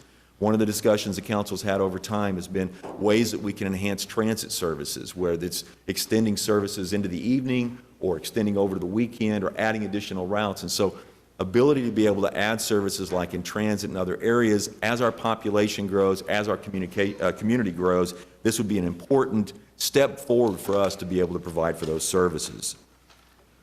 On the next slide here, I just wanted to summarize because there are so many others, 12 items on today dealing with all that's been presented in the bond program. One is a resolution that introduces the general obligation bond program, has a list of projects, and directs staff to work with council to develop the documents that are needed to meet the requirements to get the GO bond resolution on for the election. There's a GOLT policy that's on that with the proposal for the GOLT funding that would be included for economic and community development in the 2017 bond program. There will be a new policy that's been approved already by the Economic Development Trust and is before the council today as another item. And then there are 5 items each for the 2 sales tax propositions. The $0.25 to be permanent to support the ongoing basic city services, and the $0.75 to be 27 months to address those highest priorities of our citizens.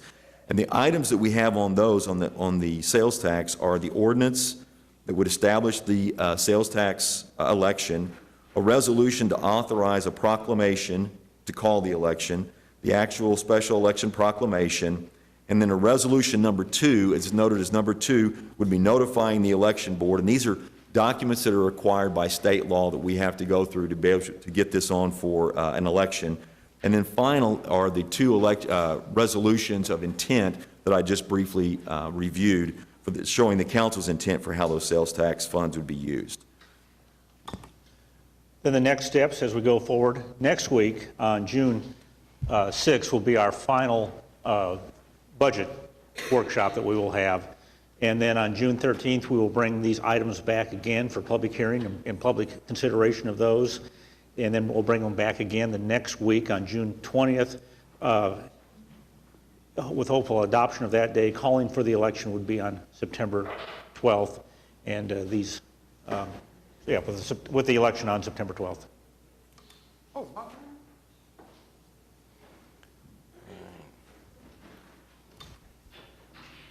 So the 12 items again, we have the GO issue. And then the next item is on the strategic investment plan that includes affordable housing, the modifications that Craig mentioned, and then is it Kathy's presentation? Or Kathy's presentation. Yeah. 5 items on the 3/4-cent sales tax and 5 items on the 1/4-cent sales tax. All right.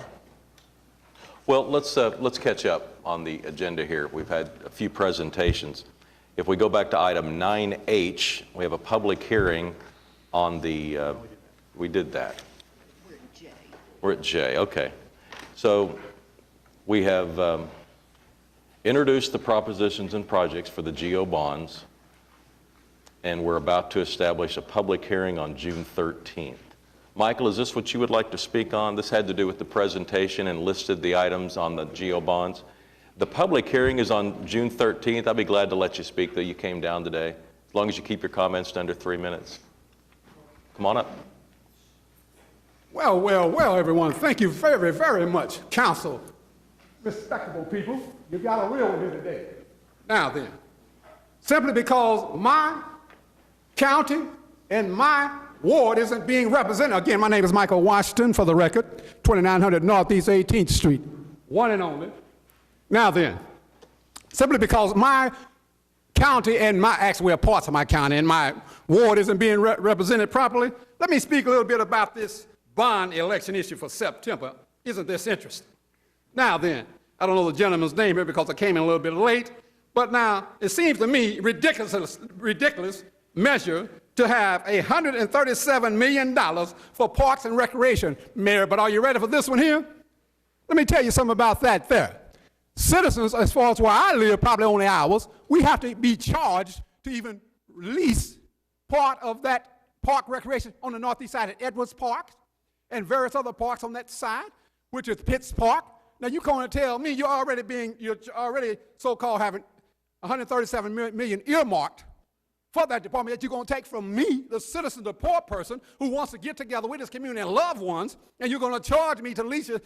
Come on now, this is irate and ridiculous. Now then, let me further. Okay, then we have a downtown arena area for $8.8 million. Come on, man, are you serious? All these big wealthy developers, all these high echelon groups of people with this money already. Where is this $8.8 million going? It's certainly come part of my taxes. Oh yeah, I buy candy bars and cookies too, so I pay taxes too. Okay, now then. So you're going to try to tell me that according to the maintenance department, which you said is well secure, so now how do I get in as a citizen? $13.1 million for a maintenance security facility. Are you serious with me? Now then, and the great point you made, Mr. Shadid, this $28 million for a golf course of people, that represents the wealth. It has to be a golf course, $28 million? Are we really serious here? Let's get back to what the people of Oklahoma City really need. We don't need for the 1.1 of the nation's wealthy, which is part of that 1.1, not necessarily all of them here, but you're talking about a $28 million so I can go sip on a cognac or whatever I want to do. Okay, have fun with my parties in the restaurant. This is something that needs to be reconsidered. Because let me tell you something, this is money that's being not well spent, but spent for a small number of people so they can have fun and with the big beer bellies. Oh, this was really great here, Bob. Who's next? This is utterly ridiculous. One more. $30.8 million for the police department. Let me tell you, I love that. But I have a big problem and concern when you got police officers controlled and managed by the Fraternal Order of Police. This is a real problem we have in Oklahoma. $30.8 million is not for additional police, it's to put more people down there to restrain the rights of African Americans. Still today. Your 3 minutes is up, but you'll have a chance to talk in a little bit. I'm certainly not finished. All right, item 9J is the items that were introduced here, and we need a motion to pass item J. This is the resolution. All right, cast your votes. Item 9J passes unanimously. 9K is a presentation on the affordable housing aspect of the GOLT bonds and other aspects of the GOLT bonds, and Kathy O'Connor's here. Good morning. In your packet today is a draft of the policy that was presented to the Economic Development Trust last week and approved by them for the general obligation limited tax bond program, which on the general obligation bond proposition on the ballot, it will be the economic development and community development proposition. Just as a reminder, in 2007, the citizens approved an authorization of $75 million for the general obligation limited tax bond program for the purpose of economic development, primarily focused on job creation. Prior to the election in December, we brought to the City Council a policy that outlined how the funding would be spent. So this item before you today is very similar to what we did 10 years ago when we initially brought forth the economic development proposal to you. Just as a reminder, the $75 million bond authorization funded what we called the Strategic Investment Program. It was focused on the creation of primary jobs, quality jobs that paid over the average salary in the Oklahoma City MSA. To date, we funded over $63 million has been allocated to companies through SIP agreements approved by the Economic Development Trust and the City Council. Over $45 million of that has been paid to companies for earned incentive payments. If you remember, the program is very much based on pay for performance and a high level of accountability and transparency. So we pay the money as the jobs are created over time. We have the expectation to create over 11,000 jobs through the $63 million that's been allocated to date. Over $682 million in payroll will be anticipated to be created. and over $900 million in capital investment. In 2012, we brought forward an amendment to the GOLT bond policy to address some areas where we felt that we needed greater clarity and authorization in order to make sure that we didn't miss any economic development opportunities that came our way.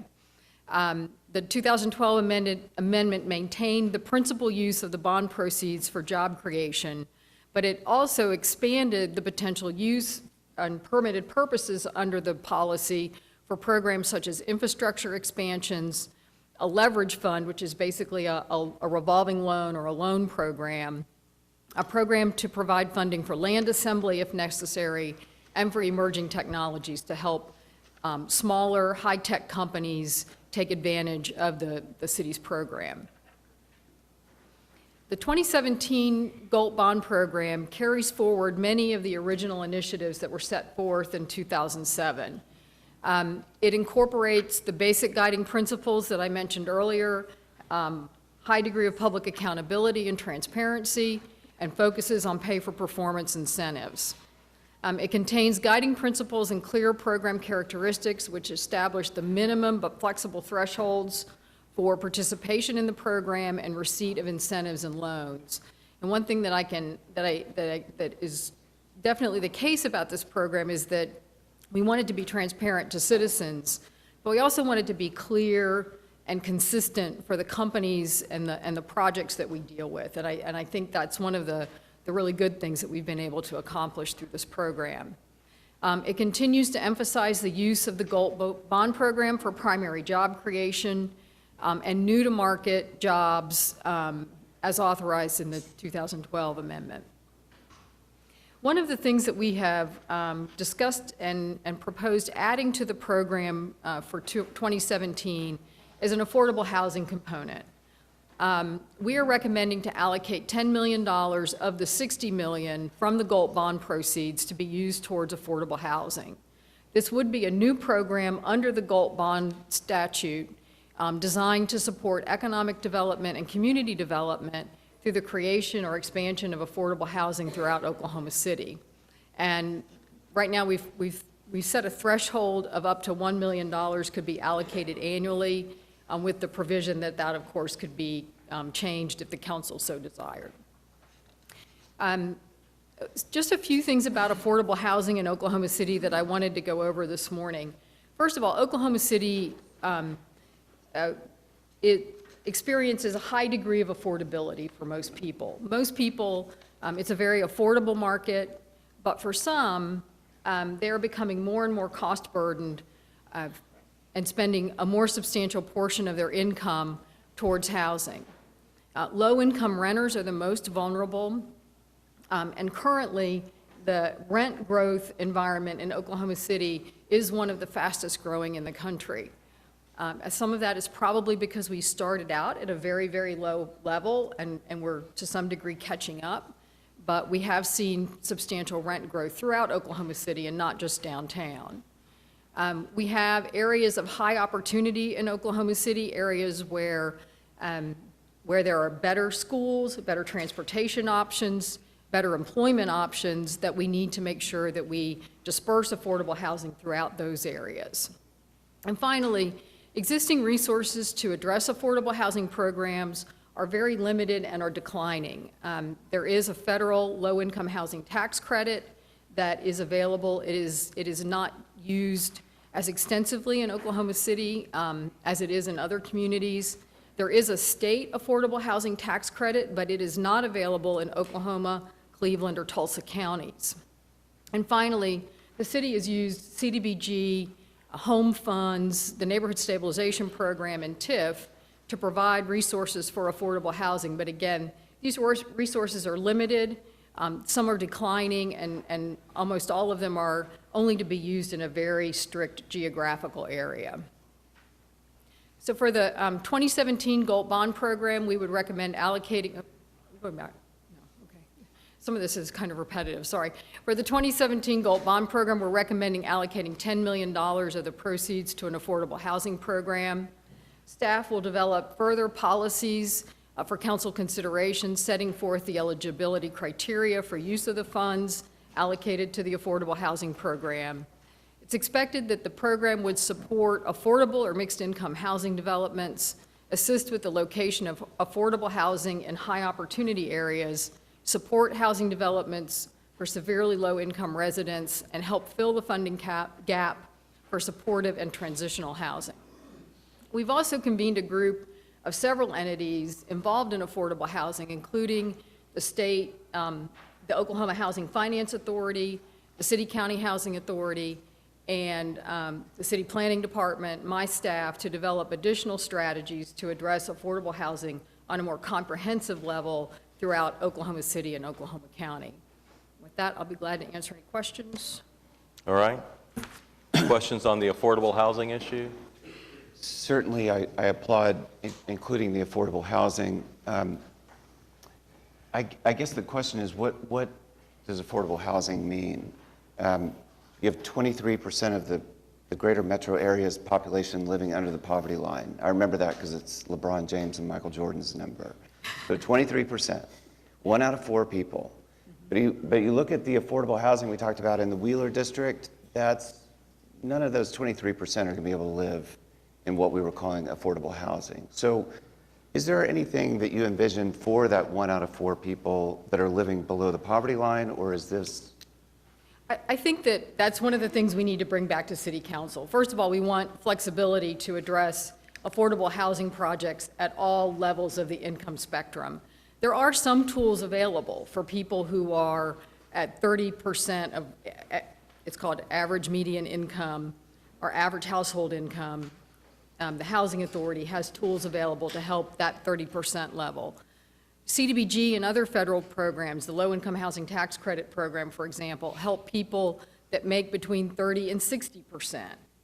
In some areas, it's that 80 to 120% of AMI who are most challenged in finding housing. So I think we have to have a program that allows us to support mixed income projects, first of all, and has resources at every level of the income spectrum. We also have a great need for transitional housing, for the homeless, for people with disabilities. This program could help with all of those different kinds of issues. And that's the policy that we need to bring back to you. So, I think there's a balance between, do we use this to help fill the gap in areas where there are other incentives available, and do we use it in cases to complement it when those incentives just aren't quite enough? I think as excited as I am about that, I'm continue to be disappointed by the emphasis on the strategic investments program, emphasis on job creation that seems to target large multinational corporations. And when I go through Exhibit 1, it seems like we're going to continue that policy. It states that the SIP will be available for projects that create a minimum of 50 full-time jobs or have a minimum annual payroll of $1.75 million. So is that the company has a payroll of $1.75 million or an additional payroll of? That they will be adding $1.75 million. So these are not going to be small businesses that create the bulk of the jobs in Oklahoma City. These are going to continue to be the $7 million we gave to Continental Energy, the $3 million we gave to Chesapeake, Boeing, Baker Hughes, on and on. Large corporations would still seem to be the focus. And then we have a carve-out just in case the SIP is intended to have the flexibility to address a prospect that does not meet all the criteria but has a high-status company that creates high-paying jobs or is otherwise considered as a high-quality company of distinction to Oklahoma City. My concern is that if you just throw out a cash that isn't obligated to a certain project like the rest of the GO bond, that the strongest among us are always going to get that money, that the weakest and disenfranchised will not get that money, that the strongest members of the community always tend to find a way to get that. And this seems to be tailor-made to allow them to get the bulk of the funds just as they did the bulk of the 2007 funds. I think the program has the flexibility to address those small business job creators. I do, and we've had several conversations with the Chamber of Commerce about working to develop programs that could use some of the other components of the strategic investment program to help support, or of the GOLD bond program. Really, the strategic investment program is that 50-job, large, high impact. I mean, really, those are the employers that have the biggest impact on our overall economy. But I do think the policy is written in a way that we have enough flexibility to address small businesses as well. And we've been having several discussions, because we know that this is a concern of all the city council, not just yours, to help support small businesses. And we'll continue to work on that and try to bring something forward for before the September election. But certainly, we always have the opportunity to amend this policy and address programs that could help small businesses more specifically. You know, it's interesting in Tulsa's Vision 2025 program, when they did economic development, there's investments in education. Can you use this in any way for education in the city? The way, I don't know that from a legal perspective. I don't have the state statute memorized, but from the way we've focused this, it's on economic development and community development through the affordable housing program. What about for the Convention Center Hotel? Could you use some of these funds for the Convention Center Hotel? I don't know. I mean, I think theoretically, yes, but you know, It's not that would obviously be a council decision. It's not anticipated. Not It's not anticipated, but legally you could, if you had a shortfall, you could access these GOLD bond funds for the Convention Center Hotel. We could. I would, I'm still hoping that Bill Shapard, we've done a poll, we've asked some of these questions. I'd like him to come to the public hearing, and I think he can share a lot of data. He polled a lot of the things that we're going to talk about today. He polled this, the idea of giving large corporations, and you can read the question and decide if you think it's leading or not, but the idea of giving large corporations this kind of incentives is not popular with the people of Oklahoma City. It polled by far the lowest. It had 35% approval, but only 6% was strongly approved. 29% is somewhat approved. So if you combine the two, it's 35% approval. I mean, it has an uphill road, and I think the affordable housing is a good first step, but something that includes more than just the large multinational corporations, I think would make it more popular with the people of Oklahoma City. I have just a couple comments. I disagree with this whole, similar to how Ed's articulated, but I oversimplify things sometimes, and so to me, I disagree with this whole idea of job incentives on a philosophical level, in that I don't think that the city should be going into debt to pay companies for creating jobs. And that's essentially what the SIP program does. And so, because to me, whenever, you estimate that there was 11,000 jobs that were created through the SIP program from the 2007 goal. I would argue that most, if not all, those 11,000 would have been created anyway, because these businesses, they need workers, and if they're not just going to create jobs just because a city's going to pay them, and if those companies don't create those 11,000 jobs, another company will create the jobs that are needed. And so for me, to incentivize job creation really is what we're doing in the other aspects of the bond program, of making this city a better place to live through street resurfacings, through better parks, and everything else that we've addressed within the GEO bond program. So for that, I'm going to vote against this one. And I would just, if anybody else agrees with me, you don't have to tell me now, but I would like to amend J whenever we get to the final vote to take out the economic development part completely, or at least make it smaller, or amend what we actually are going to be using it for. So with that, I'm done. All right, any other comments from council or questions for Kathy? All right, item K, I'll need a motion. Okay, come on up. Thank you. I'm a citizen too. I pay taxes like everybody else. Thank you. My God, because I expressed my opposition to this farce of delivery. Now then, Galt, you two gentlemen, you've gained a stronger left arm for me. Now then, Miss O'Connor, this is all a deliberate scheme and plan for you to put money into the pockets of your friend in high development. You spoke about $10 million. I think you forgot that I was here doing your economic development trust hearing. That $10 million is not for the Affordable Care Act in and of itself. However, on the other hand, it is designed to put money into the pocket of contractors related to that. Now then, let's go back to that hearing. If anybody think I'm lying and just making something up, go ahead and get the record from the city manager's office. Excuse me, city clerk's office. Yes, ma'am. So again, let me make me out to be a liar, because that's one thing, Michael Washington isn't a liar.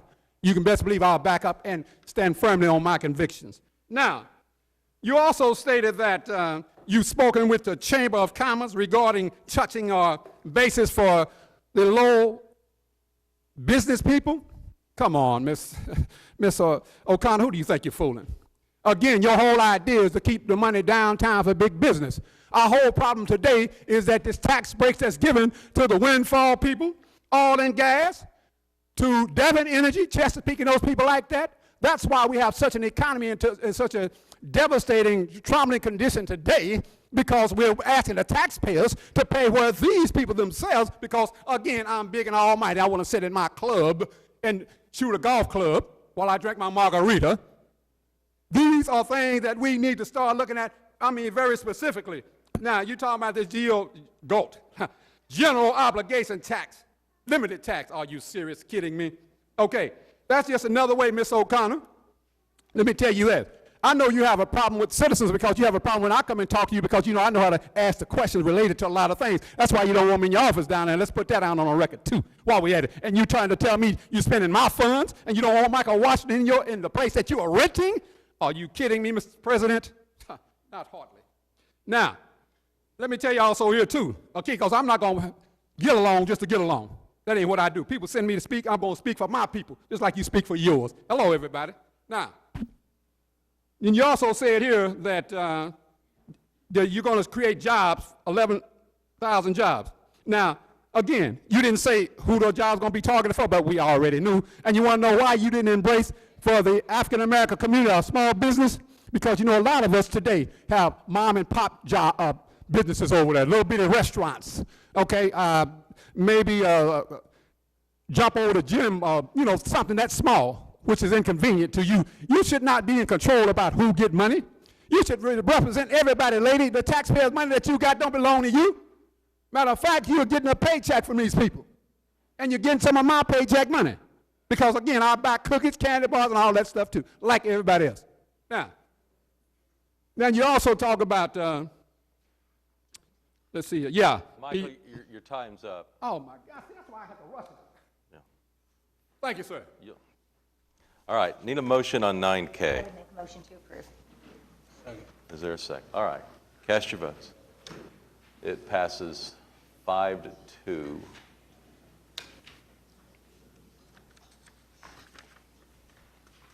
All right, item 9L begins our series of ordinances that have to do with the proposed sales tax. We'll start with the 3/4 cent. Jim, you want to have a presentation on the 3/4 cent first, or No, are you combining them both into one? Craig made that presentation early on, so we'd be happy to answer any questions regarding the resolutions and ordinances. Okay. I have a thought or questions. I think I see this as obviously a radical departure from the previous MAPS programs that made transformational projects. We started out because we lost a corporation's business. We wanted to develop a place that people wanted to live, or corporations wanted to come and have their employees live at. Now, if you are someone who's waited for 24 years for the MAPS program to come out into the neighborhoods and make improvements to your neighborhoods, I think many people will be disappointed that all we give them is 2 years and streets. Nothing else. It's maps for streets. I see that in the exhibit we're trying to call it the Community and Neighborhoods Enhancement Program, but I don't see that. Bill Crum called it maps for streets on on Friday, and I think that's a more accurate portrayal of what it is. It's restricted to streets. I think if you poll this 25-75 split, 75 for streets, it has approval. It has 58% approval in the poll that we commissioned, which is not bad. It's not bulletproof, but it's not bad. But that's if you just ask the people thumb up or thumb down on this, which is traditionally the way we've done it as a city. We just throw something to the people and we say, do you want this or not? But if you dig deeper and you ask them, what do you want? If you could play mayor for a day, what would you put in maps for neighborhoods, or what would you put in a community and neighborhoods enhancement program? They do not say that they would restrict it only to streets. They want other things. They want operations and maintenance dollars. They want parks amenities. They want transit. They want pothole repairs. They want police and fire. They do not want just streets. And so the thesis that the people of Oklahoma City will only let you do other things once you've taken care of the streets, I think is a false premise. And I don't think you're going to get citizen satisfaction that much higher if you take a quarter of a penny of this and do it on something else. I just don't think it makes that much difference because the streets deteriorate so fast and we have so many lane miles. There are basically two things that you could change to this proposal that would cause the approval rate among the people to skyrocket, 250%. They would approve it 2.5 times to 1 over this approval. The first is that you would recognize that this quarter of a cent for operations is not enough to make any meaningful difference outside of police and fire. I think police and fire have asked, they've said we need a full quarter penny, and essentially they've gotten it in this proposal. You have 186 new police and fire positions that would cost roughly $19 million. You add the streetcar and the new parks maintenance, basically the operations and maintenance for the MAPS 3 projects that we don't have a funding mechanism for, and that's basically your 26 million. You have another year where you fell 7 million short in sales tax receipts like we did this year, and not only are no other departments getting any money with that 0.25%, but they're still going to be decreased. So the idea in our statement of resolution that we were very specific on police and fire about the number of positions, but on everything else in just the most general terms that we're going to try and do street maintenance, public transportation, park maintenance, recreation services, animal welfare services, code enforcement, court services, and other support services, it sounds good, but in reality, there is no money for that once the police and fire positions and the new things coming online eat up that 0.25%.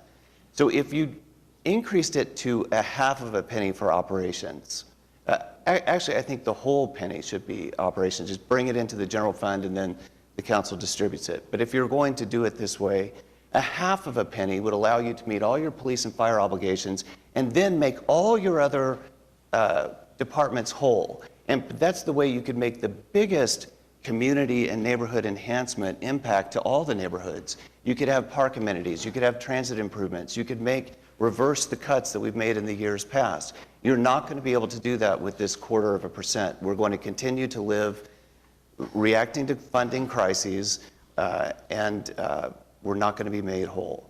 So that's the first thing you could do, is increase operations and maintenance to 0.5 penny. The second, I recognize, is a curveball, but it's a curveball that is presented to us by the state legislature, continuing to gut public education, leading the country in cuts to education over the last 10 years. In the Brookings Institute study that Roy Williams presented to us a couple of weeks ago, it basically said Oklahoma City is running out of time. It basically, if you interpret that and you put the cuts to higher education and the cuts to public education that the legislature is instituting, it basically says there is not going to be an innovation district, not one that thrives. There's not going to be success in the ways that the Brookings Institution says are possible, but we are running out of time. Investments have to be made in public education, and it's very clear, I thought of all years, this would be the year that they finally did something, and they did worse than almost all of us expected them to do in terms of public education. If the city, like other cities in the country, if the city were to step up to the plate, like we have done in the past with Maps for Kids, and said we will invest in our schools in Oklahoma City. We can't take care of the state, but we can take care of our own. if we divided the money into a 50-50 split, where half of the money went into per pupil funding for school supplies and to decrease class size, the other 50% went into teacher raises or a teacher bonus and support staff bonus, you would see, and then you included that in this proposal, you would see support from the public skyrocket. It's a consideration on a couple of levels. You could consider it including it in this, which I would strongly advocate for. If for some reason this MAPS didn't work out and the people voted it down, and you wanted to know how to do a MAPS program that would have strong support, you could include it then. There are other ways that the city could help public education. If you didn't want to include it in all of this, the city could consider an income tax. The city has the ability to do an income tax, and the city could do an income tax for that 50-50 split as a separate measure. But I think that has to enter the discourse, and I realize that that's a curveball at this stage in the game. But the legislature put us in this position, and the polling indicates that the people of Oklahoma City strongly want someone to take care of the schools, and that includes us.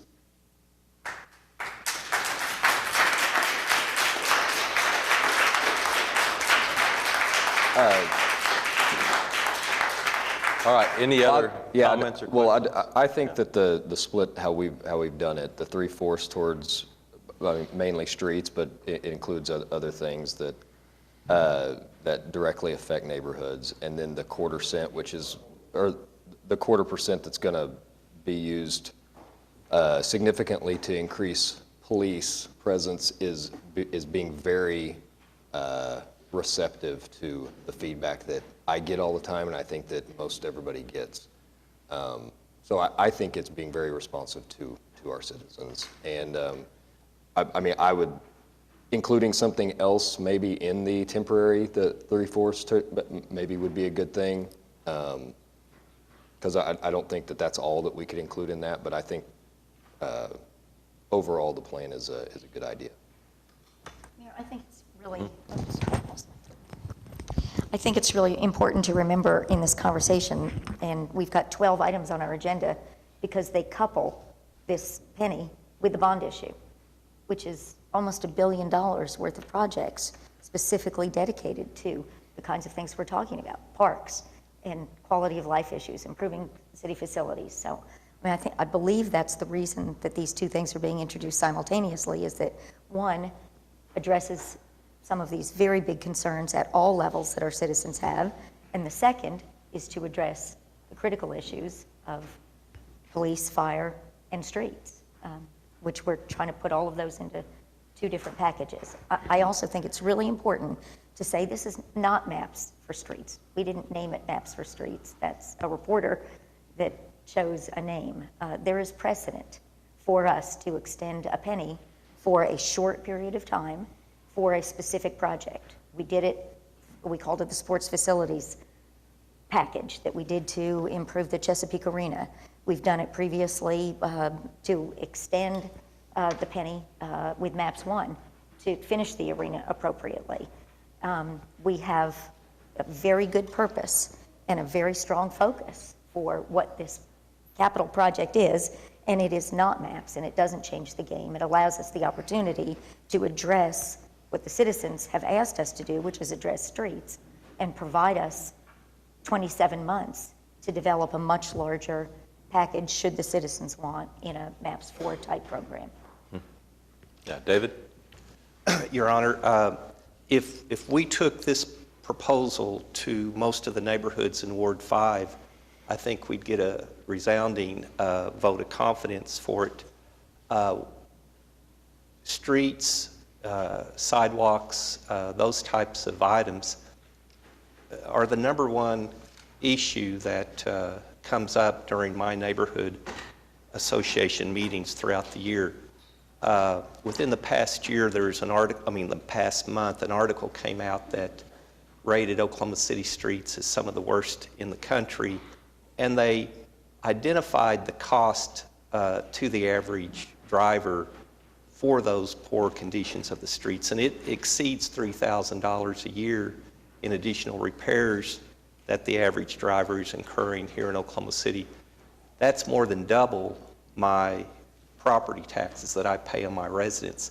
So if we went out to the residents and said, you know, we'd like to assess each one of you $3,000, I think we'd get a unanimous no on that. But that's what it's costing the citizens of Oklahoma City currently to drive on the streets in their current condition. So this is a temporary 27-month initiative combined with our GO bond election to upgrade our streets. They won't get to the top 10 in America, but hopefully they'll get above the bottom 10. And the average driver will no longer be incurring up to $3,000 a year in repairs and maintenance on their automobiles for the current conditions. So again, in Ward 5, I think we'll get a strong yes vote for the proposal as it's being presented. Thank you. Anybody else on council want to speak? Yeah, Larry? Jim, correct me if I'm wrong, but what we're doing today is we're introducing this. And then it's going to be a public hearing in 2 weeks. That's correct. And at that public hearing, people who have different ideas, either for or against or creative alternatives, will have an opportunity to come and present those ideas to us up here. Yes. And in the meantime, each of us as council persons have an opportunity to receive feedback from the folks in our ward. As David was articulating what he thinks the folks in Ward 5 will do, I can get feedback on Ward 3 and see what they would want. So we'll have a consensus on something concrete. So what we're doing here today is not the final thing at all. We're just introducing it again and moving the process forward. I think we need to keep that in mind. That's correct. Thank you, Your Honor. Everything except for what we just voted on item K. That was actually a joint resolution. Well, it was the resolution to how would you state it, Jim? Resolution. You're talking about the GO bonds? Yeah. No, it was a resolution to establish the strategic implementation, strategic investment plan that lays out the criteria for the use of the gold bonds, if in the bond program and if approved by the voters. It isn't easy to understand because we have so many legalities here to get this process going. So I'll make it as clear as I can. The first vote is on 9L, and this is to introduce and set a public hearing on the 3/4 cent sales tax that would have a sunset of April 1st, 2020. Is there a motion? Cast your votes. All right, it passed unanimously. Then item 9M would set a public hearing and push forward the idea of calling a special election on September 12th. But the public hearing would be June 13th. But the item introduced is the expectation of calling a special election on September 12th on the 3/4 cent aspect of this. All right, is there a second? Cast your votes. Passed unanimously. All right, item N is special election proclamation. Again, the proclamation that we'll be calling a public hearing on June 13th with a final hearing on June 20th with the expectation of holding a special election on September 12th. And this is on the 3/4 cent aspect of it. Is there a motion? All right, cast your votes. It passed unanimously. All right, then item 9O is again the 3/4 cent, and this has to do with the calling the election, and it notifies certain boards around the state that we intend to call an election. All right, cast your votes. It passed unanimously. And then item 9P kind of puts forward how the money would be spent if the 3/4 cent sales tax ultimately was passed by the voters. And again, there's a public hearing on the 13th and the final hearing on the 20th. Cast your votes. It passed unanimously. All right, now we move on to the 1/4 cent.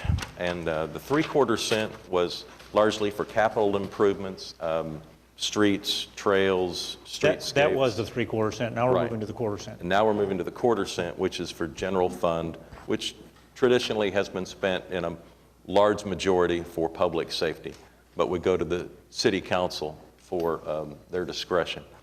It is item 9Q, and if this passes, we will be introducing the item and setting a public hearing on June 13th and a final hearing on June 20th.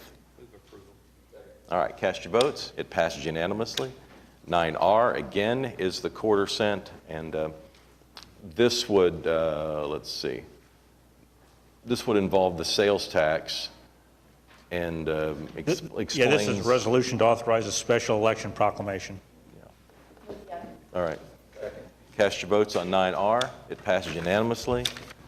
And then 9S, again, has to do with the process of introducing and calling for a special election, the public hearing of which would be on June 13th and the final hearing on June 20th. And this has to do with the quarter cent. This is on 9S. Is there a motion? Second. All right, cast your votes. It passes unanimously. And item 9T is, it does several things, but among them, it notifies certain state agencies that we intend to call an election, and gives them the jurisdiction and the amount of the sales tax, et cetera.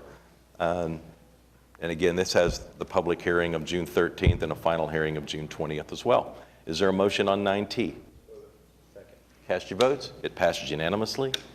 And item 9U, again, has to do with the quarter cent sales tax, and it explains how that money would be spent.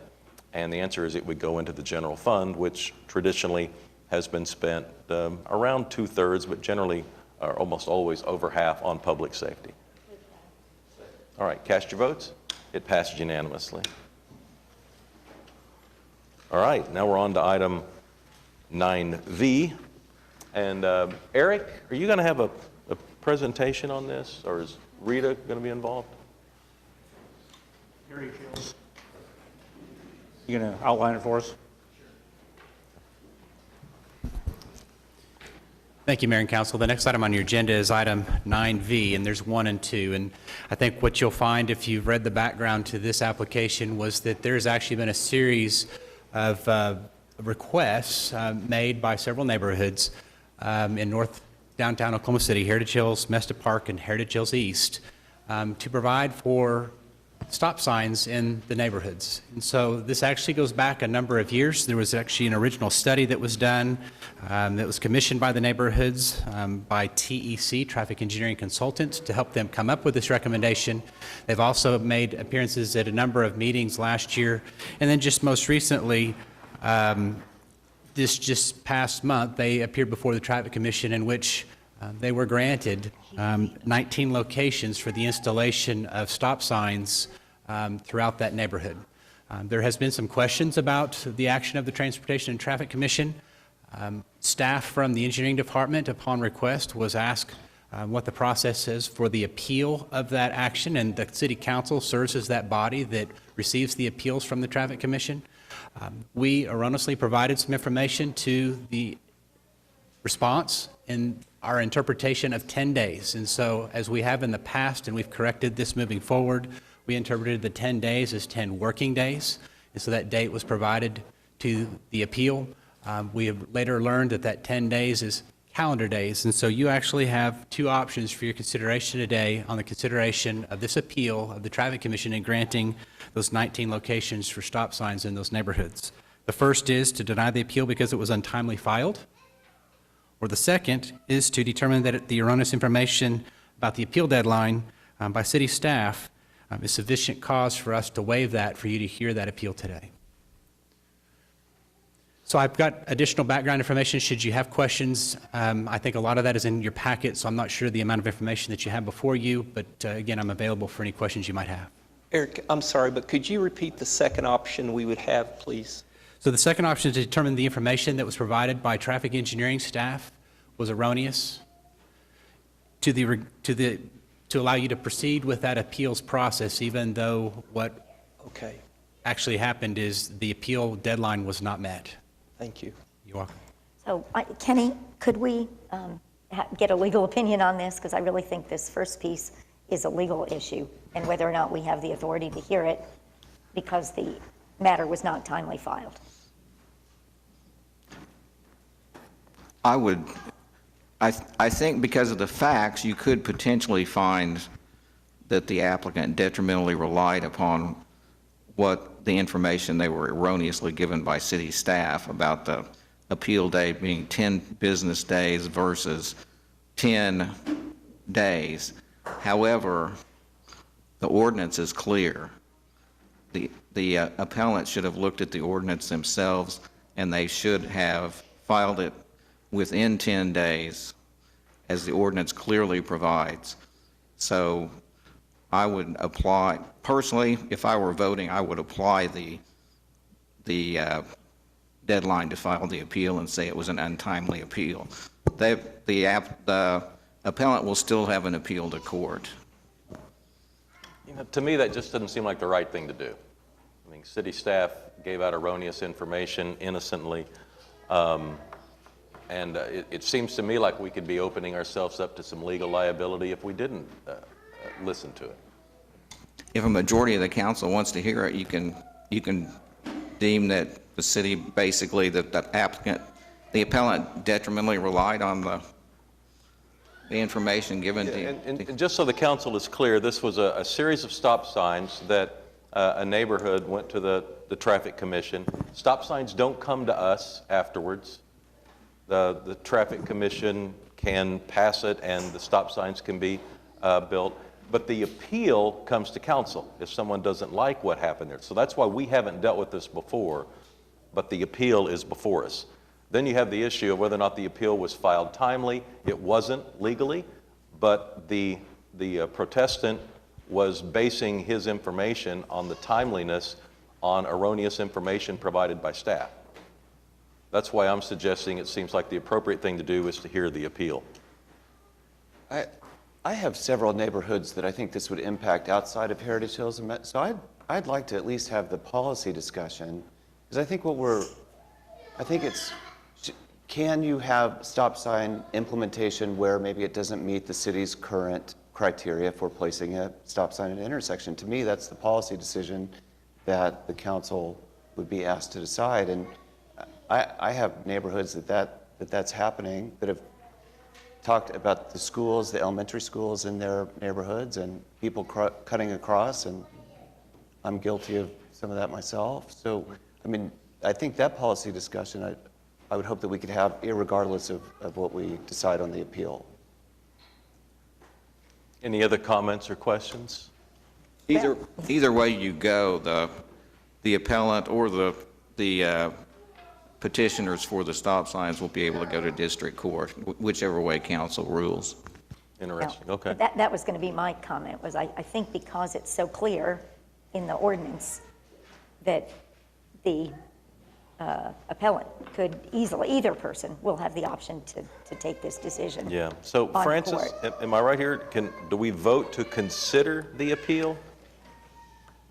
Yes, that would be the first. That would be the first step. Motion would be to vote on whether you considered it timely filed or not. All right. So I guess I'm looking for a motion in one way or the other that we do consider the appeal or that we do not consider the appeal. Well, I think based on the advice of the municipal councilor that the ordinance is very clear, as much as I greatly regret that we gave the wrong information, my motion is going to be that we deny the appeal because it was not timely filed. All right. Is there a second? I'll second that. I'd like to make a comment with that. You know, that's a frustration that we in that work with the Internal Revenue Service and the Oklahoma Tax Commission encounter on a regular basis. We cannot rely upon comments, direction that's just solely in verbal type information, unless there's a particular letter ruling that we can rely upon. We have to, as Councilwoman Salyer indicated, assume the responsibility of understanding the rules ourselves. So it's difficult at times. We're frustrated at times, but we have to follow the same rules. So I would agree with her assessment that if the ordinance is clear, our erroneous advice shouldn't override the actual ordinance. In fact, I don't know how it could.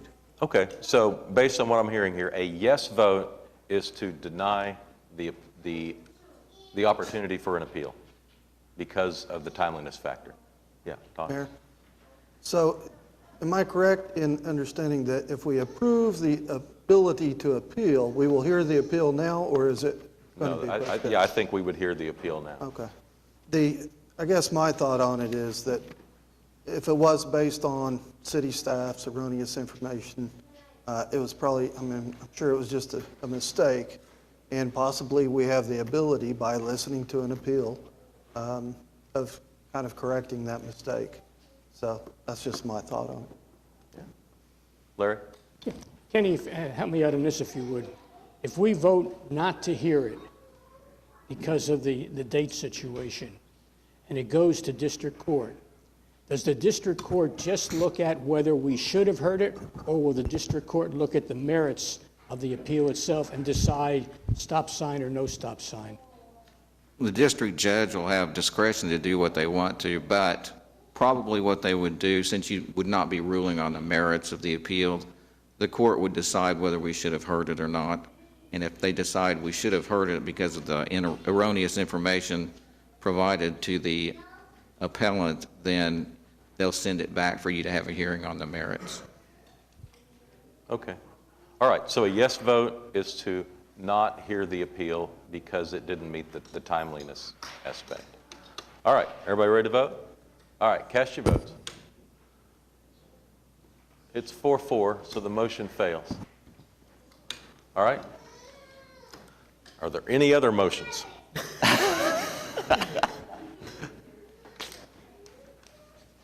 Can I ask Eric a question about Sure. it? I'm Eric, looking for direction right now. Eric, just, are there options to neighborhoods besides stop signs? I mean, slow ramps, speed bumps. Is the city looking at any alternative, not necessarily for this case, but as we move forward? Or are neighborhoods currently in a situation where the only option they have is implementation of stop signs? So there's been an ongoing conversation, and this would just be not just Oklahoma City, but cities across America where we talk about traffic calming. What are those tools that are used for neighborhoods where you want to actually slow and make traffic more safe, especially where you have long, straight streets through a lot of neighborhoods just by general design? And so planning commissions and traffic commissions have been working. Our specific planning commission and traffic commission have had actually a series of conversations with the traffic commission actually forming a small committee of 2 of the commissioners to actually study some of these ideas. And so although we don't have anything officially in place yet, there are some ideas and concepts that are being studied that could be implemented sometime this year. And they might include what they call either speed humps or speed cushions. These would be just increased in height of a roadway where it's not necessarily a bump, but something that does help slow that traffic. We would also have things like driver feedback devices, and you see these in some areas of the city because some are buying these, but they are where you actually see the radar with the speed limit attached underneath the posted speed limit that reminds you how fast you're driving on one of those areas. But we're also looking at some things like other devices like we've experienced or are working with chicanes, medians, traffic circle, roundabout type options, even in the neighborhood setting as well. So although we haven't formally adopted any of these as policy, we are looking to maybe have a recommendation of the Traffic Commission going forward. Hopefully in this next year, we'll be able to offer some sort of toolbox to our residences of our neighborhoods to at least consider those for possible implementation.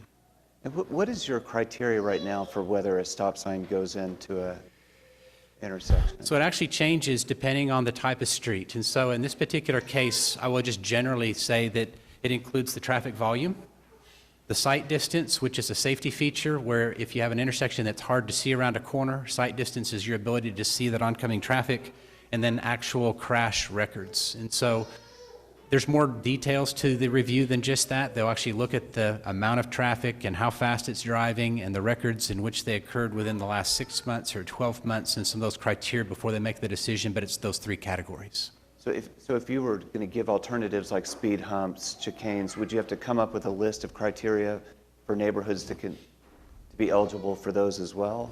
So I think as we envision the policy, and again, it hasn't been adopted by the Traffic Commission, but it's one being considered, it would be a policy of the city to allow neighborhoods, as funding's identified, as maybe staff works with those neighborhoods to install such devices that then would be maintained by the city moving forward. But again, I use those three types. It's not that there's a fund to the city right now that would allow us to go out neighborhood-wide, city-wide, and just start installing these. We'd have to work very closely with the neighborhoods upon some sort of a request system to evaluate, come up with a means to fund, and then put them in place. You have devices that record every car going down a street, including what time, the speed they were traveling, and you could record that for 24-hour blocks, correct? We do have the ability to do speed studies, which is very much a part of the factoring that went into this specific case. They actually did speed studies, yes. So could you run an experiment where you get a baseline and then you put feedback devices on streets or put speed humps on certain streets and then look at the post-treatment result? I don't know that we've advanced it to that level, but I guess that's possible. But I guess what we're looking at is something that would be almost like a pre-approved level of treatments for a street without a lot of criteria, that as long as it was limited to neighborhood streets, that the neighbors of that street had no objection to the installation of such devices, that we would proceed with some installations in that way. So this would be strictly neighborhoods, not arterial streets, not any of the necessarily the collectors or the larger streets in the city, just the residentials. All right, so where we are right now is that we will not be hearing the appeal, but David, are you representing the appellant? Is that the correct term? No, I'm actually representing the neighborhoods, which would be Okay. the appellee. So I'm happy to go first. I'm happy to let the appellant go first. Well, I don't think we're going to hear it. Ian, do you want to come up and speak? Do you want to come up and speak? It would seem to me, based on where we are, your option would be across the street in district court to determine either the merits of the case or the council's indecision on whether or not they wanted to hear it. So I might chime in real quick. And Kenny and Francis correctly, I think procedurally the appeal needs to be heard now because the motion to dismiss essentially had no action. So I think the appeal now needs to be heard. We're not viewing it that way. Okay. We're viewing it as the council has to vote one way or the other to either hear it or not hear it. And you have to have 5. And we have to have 5, so it has to pass. So it was 4-4. Yeah. Ian, I'll need your name and address for the record. Ian McDermott, 2605 Northwest 58th. Your Honor, Counsel, thank you for your time. I guess it goes without saying I'm a little disappointed that we couldn't hear my appeal today. However, I am extremely excited that we were able to have some meaningful discussion. That was absolutely my intent by putting in an appeal. I don't believe that stop signs are an effective means of traffic calming or traffic control. I was a bit upset that this passed the Traffic Commission without meeting any of the city guidelines or any of the governmental guidelines of placing stop signs. I feel that the wards to the north, Midtown, Paseo, Jefferson Park, et cetera, weren't given any consideration. However, I do appreciate you guys having a meaningful conversation about traffic calming, and I hope that in the future we can move forward with a meaningful effort, and especially moving forward with the comprehensive plan. All right.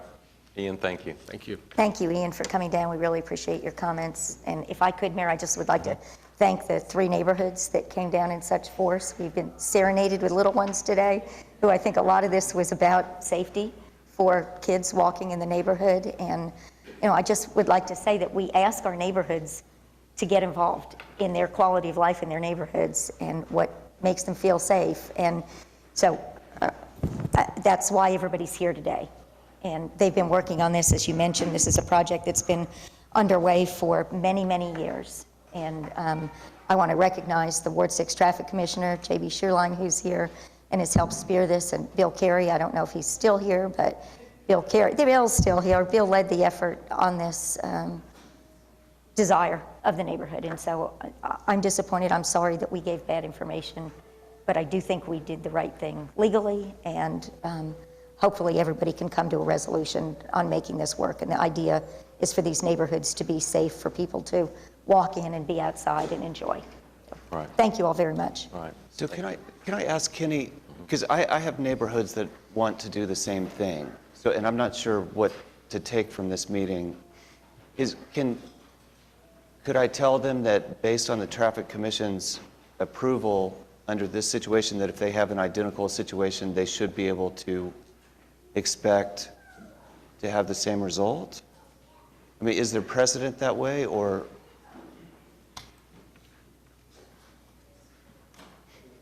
I'll be glad to let David address that. So I can explain that. So what we did was we filed, once we knew an appeal was filed, we filed an open records request about that very issue. And what we found were there were 61 stop sign applications approved in the last 5 years. Of those 61, 36 of them failed to meet every criteria required. Okay. 54 of the 61 failed to meet various portions of the criteria. And the reason why is Traffic Commission has historically looked at it as a burden to the neighborhood. So if the neighborhood is there with mass support, they tend to say, you know the traffic patterns better than we do. If you're willing to burden yourselves, we'll give you your approval. And that's why you see 54 of 61 fail to meet the criteria over the last 5 years. So I would say yes, if they had widespread neighborhood support, they'd probably be greeted very favorably.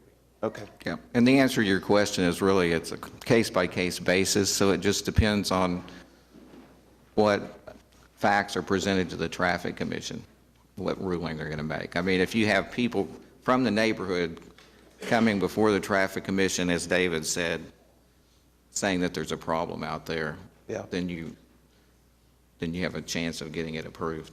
Well, I would hope the council would consider some alternatives to stop signs. I mean, stop signs, and I know the Traffic Commission is working on it, so, and that's coming to us, but if we could maybe consider running some experiments and seeing which are most effective on our streets. And I truly don't disagree with that. We need better tools. Yeah. But we need to use the tools we have right now to try to help.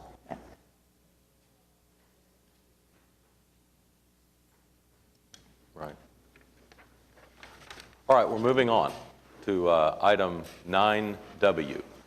And this would be to adjust membership fees for Zoo Friends, item 9W. I'll ask everyone to please leave the room quietly as you can. We're still conducting business here. Thank you, Mayor and Council. I'm Dwight Lawson, 2101 Northeast 50th Street. I'm the Executive Director of the Zoo. Something I said. I know we've had a lot of presentations today, so I appreciate the opportunity to present some brief background information on a pricing change request. This follows the zoo's first strategic plan, which was approved last year, and anticipates our accreditation cycle this year, as well as some of our elements of the master plan, or most recent elements of the master plan that are getting ready to be finished pretty soon. Specifically, we're putting this forward to respond to a need to meet higher and evolving standards of animal care and welfare, to be able to better maintain existing and new facilities, provide enhanced guest experiences that are much more personalized than we have in the past, and improve our education impact both on grounds and in the community. Some key points for consideration in this. The zoo's admission price has only increased $2 in the last 20 years. During that time, with more than 1 million guests annually now, we've grown to become Oklahoma's largest cultural attraction. But that growth, combined with about $80 million in capital expansion and some of the innate cost increases that we have, be it healthcare or wages, things like that, have driven our operating costs up by about $8.7 million in that period of time. In addition, our membership and admission rates are the lowest of peer-accredited zoos in the country, and they're lower than most comparable attractions here in Oklahoma City. And continuing to enable us to expand also allows us to expand our economic impact, which was about $45 million in 2015. As part of this planning and considerations of price increases, we are focused on, we continue to look at the ability of the community to access the zoo, and we are focused on programs that serve disadvantaged members of the community. So I apologize for all the information on this side, some of which didn't come through. But looking at some of our attendance patterns, as Oklahoma City has become more of a regional attraction, so has the zoo.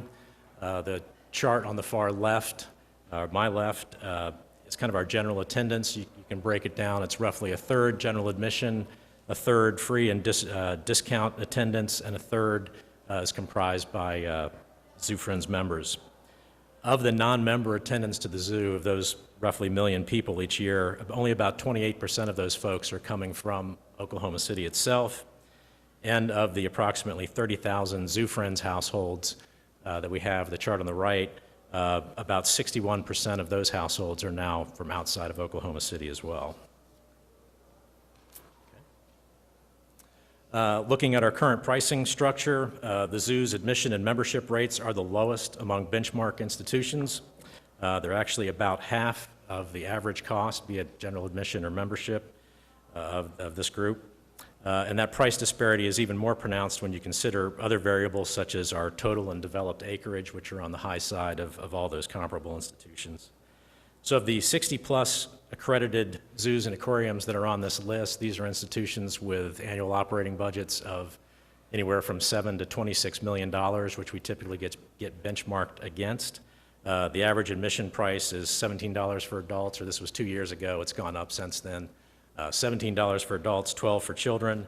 Average family membership, which is the bulk membership package that most families or most members have, is about $130 zoo average, and you can see that Oklahoma City Zoo is the absolute lowest of all of those benchmark comparisons.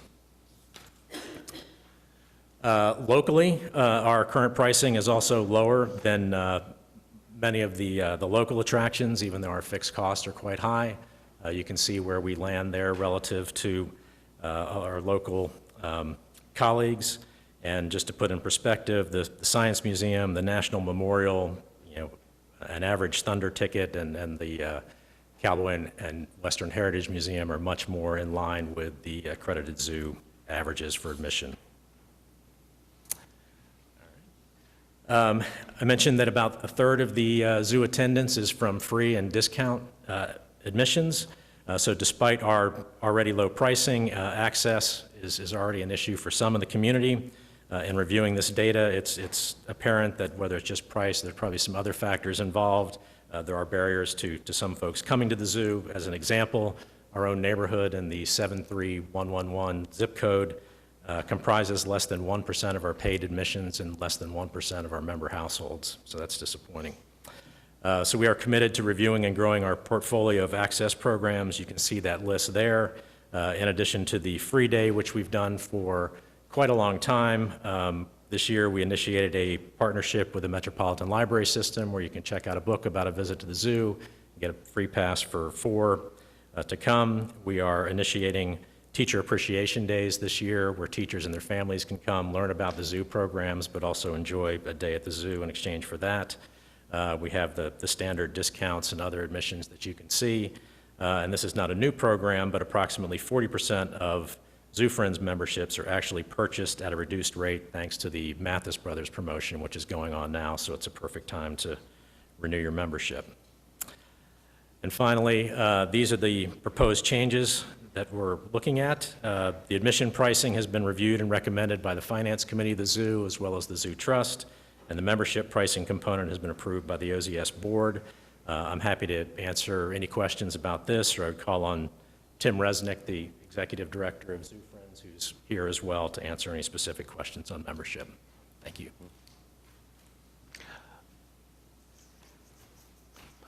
How do you respond when someone says it's too expensive, I can't afford to take my family to the zoo? What's your response to that?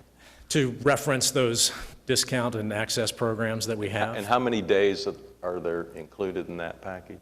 Well, there's the one free day, but then there's the library pass program, so any of the folks with go get a library pass, go check out that book and bring the family to the zoo. There are all sorts of promotions that go on throughout the year, be it Dr. Pepper cans and get discounts for package tickets. We have group rates and all sorts of things like that. So it really is not a one-size-fits-all, but depending on who's wanting to come and for what reason, we can direct them on those programs. I just want people to make sure that they understand you're sensitive to the pricing, and no one wants a zoo that people cannot afford to go to. Right. And you've checked prices with other zoos around the country, and ours seems to be appropriate? We are of that group, which is the similar institutions for accredited zoos, we're the absolute lowest. Okay. And even with this price increase, we'll still be the bottom 1 or 2 of that 60-plus group average. All right. Thanks for all your work out there. We're very proud of the zoo. Anybody want to comment? Or? Your Honor, I would Yes, just like David. to mention that, one, you have to kind of pay for quality, and to maintain the quality that we currently have at the Oklahoma City Zoo is going to require funding.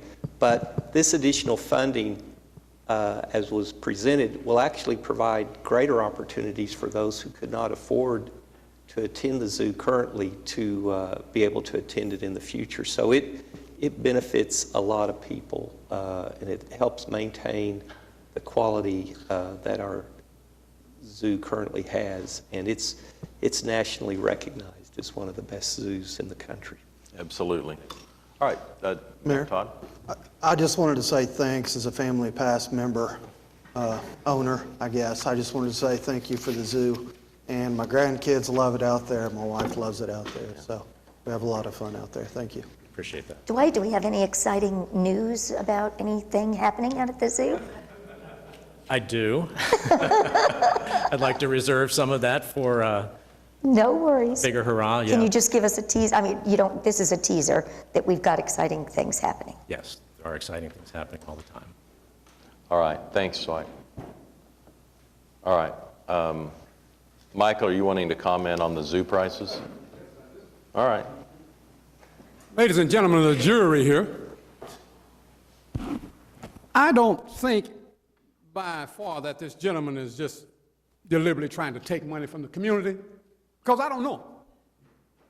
But you also have to realize, too, with the economic conditions of the African American community, number one, who we know leads in incarceration, especially in our ward, based upon my studies as being a certified paralegal, to add an increase for a visit of adult to $3.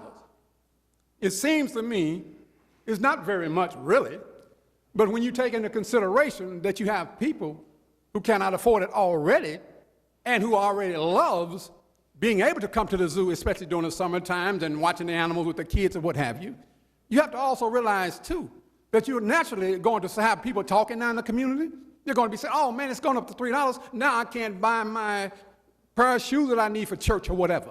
You know, I can't say what's on their minds, but this is something that you need to consider before you do this. You're already paying $8, which again, I think that's pretty reasonable. I mean, because you can forego buying a hamburger or a Tasty Freeze. But at the same time, too, you got to realize a lot of us don't have money over on this side of town.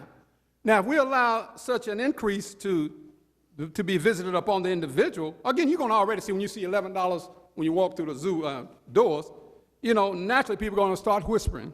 And I'm saying to you as well, we also should consider the fact that there was new construction done on the zoo recently. So now then, maybe we need to find out who needs to pay for that. Maybe that $3 in increase. Now, I don't know because I don't know the man. But I do have to give the committee all sides to review and consider prior to your vote on this. Now, again, we've had construction done on the street, the pavements, the sidewalks, additional driving ports or areas right there in the zoo area and the science museum. And I think, again, to add an increase like that without bringing it to the public's attention to and letting it basically surprise and shock them, because I've seen nothing on television, we're planning to do this. So this is clandestine in reality. Had I not been here today, I myself would have known about that $3 increase regarding the admissions fee. And then also increasing the fees for membership with families. Do you know how many people would want to come and actually be a part of the zoo? They have little bitty babies. Mama, can we go to the zoo today? As a matter of fact, me being an adult, I've gone in for a time or two, and I like to see the little giraffes and things and, you know, waving at them or whatever. Okay, that's the little kid in me that hasn't grown up yet. But at the same time, I like for you people to basically consider what I'm saying here, because you don't live in the African-American community. And when I say African-American community, let me say this right briefly. I was talking about Hispanic, I'm talking about Chinese, I'm talking about black, white, pink, purple, orange, whatever you want to give him. I represent the people. If you lived in my community, sir, I would be down here speaking in your behalf too, because I don't see it as mine. I see it as ours. Now, when I don't say ours, because you don't live over there, just like I don't live in your neighborhood, so that's yours. So what I'm saying is that I need y'all to consider that. All right. We're voting on item 9W, and this would approve the Zoo Friends membership policy changes. Cast your votes. It passes unanimously. Then item 9X is to approve the adjustments in the fees. Cast your votes. Passes unanimously. All right, item 9Y. Understand we do not need executive session on this item? That's correct. All right, how about a motion then to approve the resolution? Cast your votes. It passes unanimously. Item 9Z is claims recommended for denial. Is there anyone here hoping to speak under any item listed under claims recommended for denial? Okay, we have a couple arms going up. How about you go first? Okay. Good morning, Honorary Mayor and members of the council. My name is Sherilyn O'Melia, and I live at 1306 Downing Street.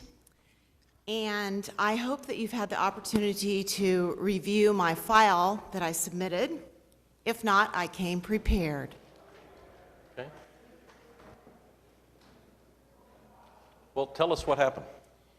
On January 17th of 2017, there was a lot of water spewing from the hydrant that is on my property, or on the borderline of my property, and city line maintenance crews came to repair a supposed main.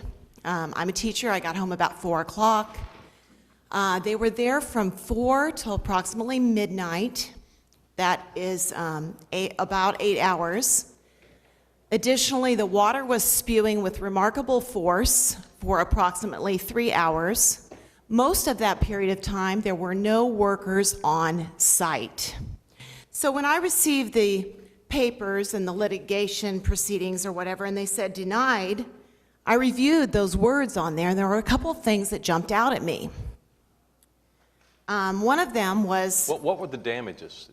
$985 was my estimate to repair my irrigation sprinkling system. Okay. When I did find a crew member, I told them, please do not park your backhoe on my property because underneath it is my sprinkler system.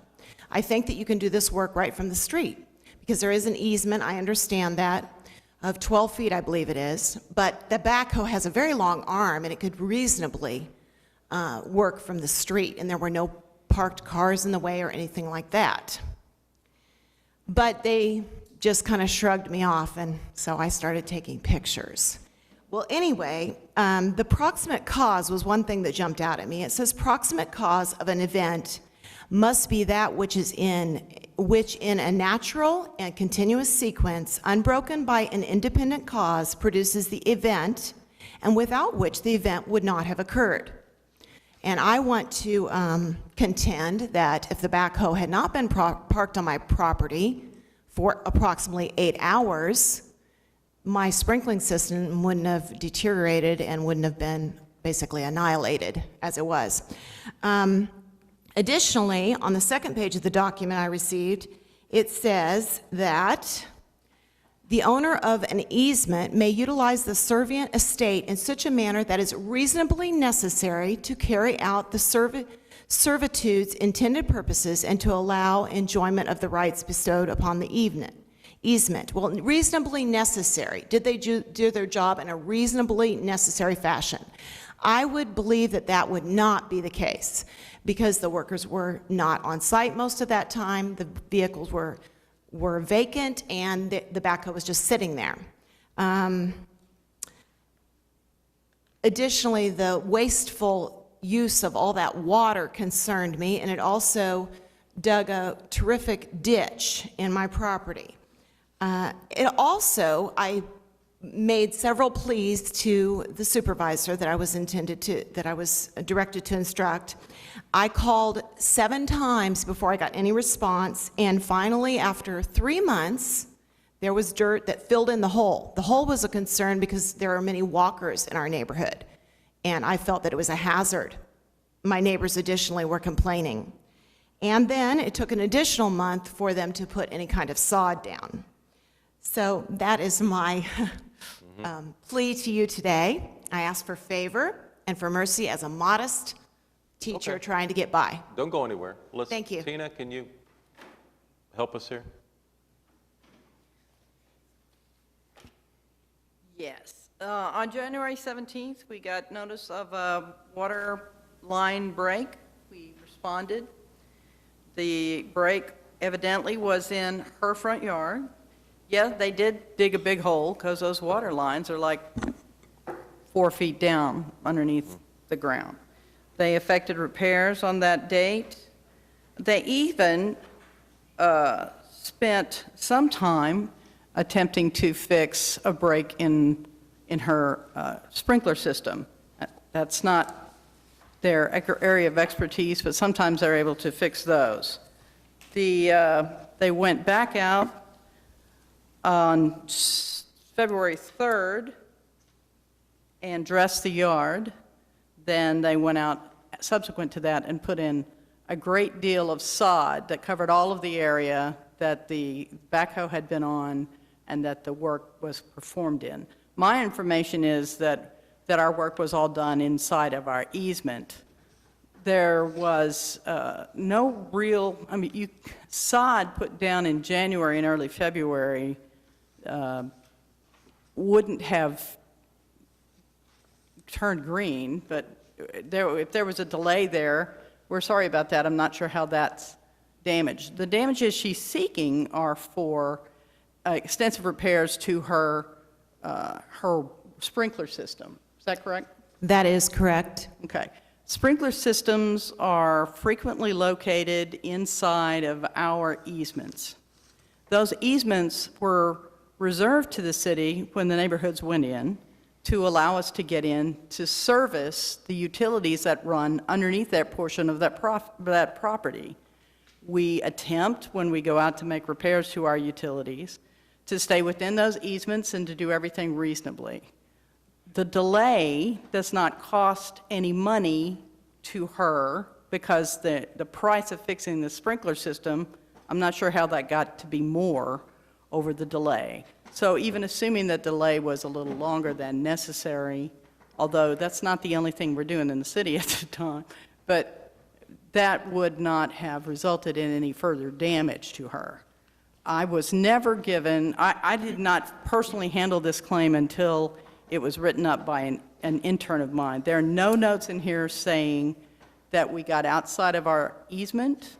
I don't remember seeing something about there was a big hole in my yard for a while. It may have been in the conversations that they had. I don't think that water utilities got out of the city's easement, and I don't think that they did anything that would result in liability for us. Yeah. On the information I have. Right. If I could refute that for a moment? Hold on just a second. Okay. Kenny, based on what you've heard, what about legal discretion here by the council? Is this the type of claim that the council could choose to pay if it chose?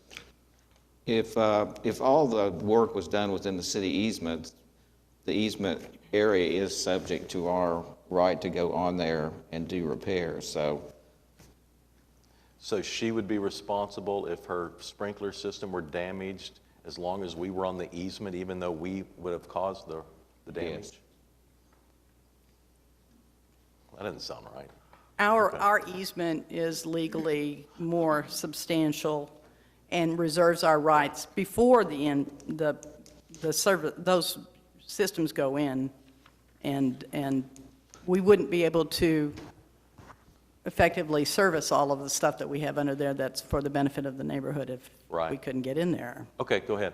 On February 17th, they came out and made a very shabby attempt to put dirt in there, and it was still quite sunken in and still a hazard. And I did have to continually hound them to get results. But you know what? I'm not even about the delay. I'm really about, and I realize I do have the problem of the easement, which does put me kind of in a quandary here. But I will say that did they act with reasonable, necessary care, which is what this states? No, they did not.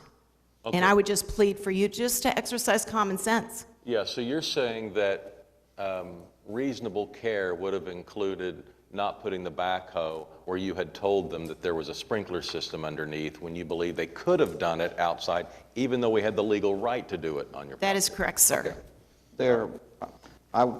That's an argument that can be made. It's a question of fact. Yeah. Do you think that parking the backhoe on her property for that period of time is actually what caused the damage? If council think that's what caused the damage, then you could approve the claim on that basis, because obviously they could have parked the backhoe in the street too. And that's what I'm contending, sir. Thank you for that point. Okay. Is there a motion from council, or does anybody have any questions of? Mayor? Yeah, Todd. If I could ask a couple of questions. Yeah, sure. Do you have a quote for the damage? $985 to repair the sprinkler system. How many sprinkler heads don't work? Pardon me? How many of the sprinkler heads don't work? Actually, R&R Irrigation came out and they found multiple sprinkler heads that didn't work, but they said the biggest problem was there were multiple cracks in the lines due to the weight of the equipment, they think, that was parked on there. So they'd have to do kind of a search and investigation to really completely repair it. But I did submit an estimate. And incidentally, since I've owned the property, which is nearly 5 years, they have always serviced my irrigation system, and I've never had one problem with it, not even a cracked sprinkler head. Thank you. All right. Is there a motion from council on whether or not to deny the claim or to pay the claim?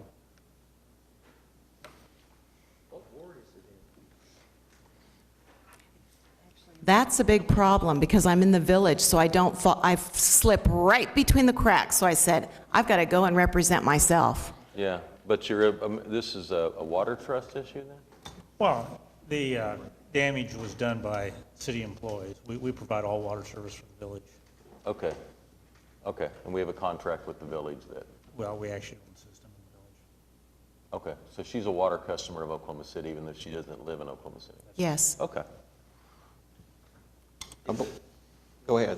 Bring this up. Is it the village's easement, or because I guess it's not the city of Oklahoma City easement? We have, through agreement, we have the right to be in the city village's easement, or right away. I'm sure it's right away. So it wouldn't be purview of the water trust? The utilities department.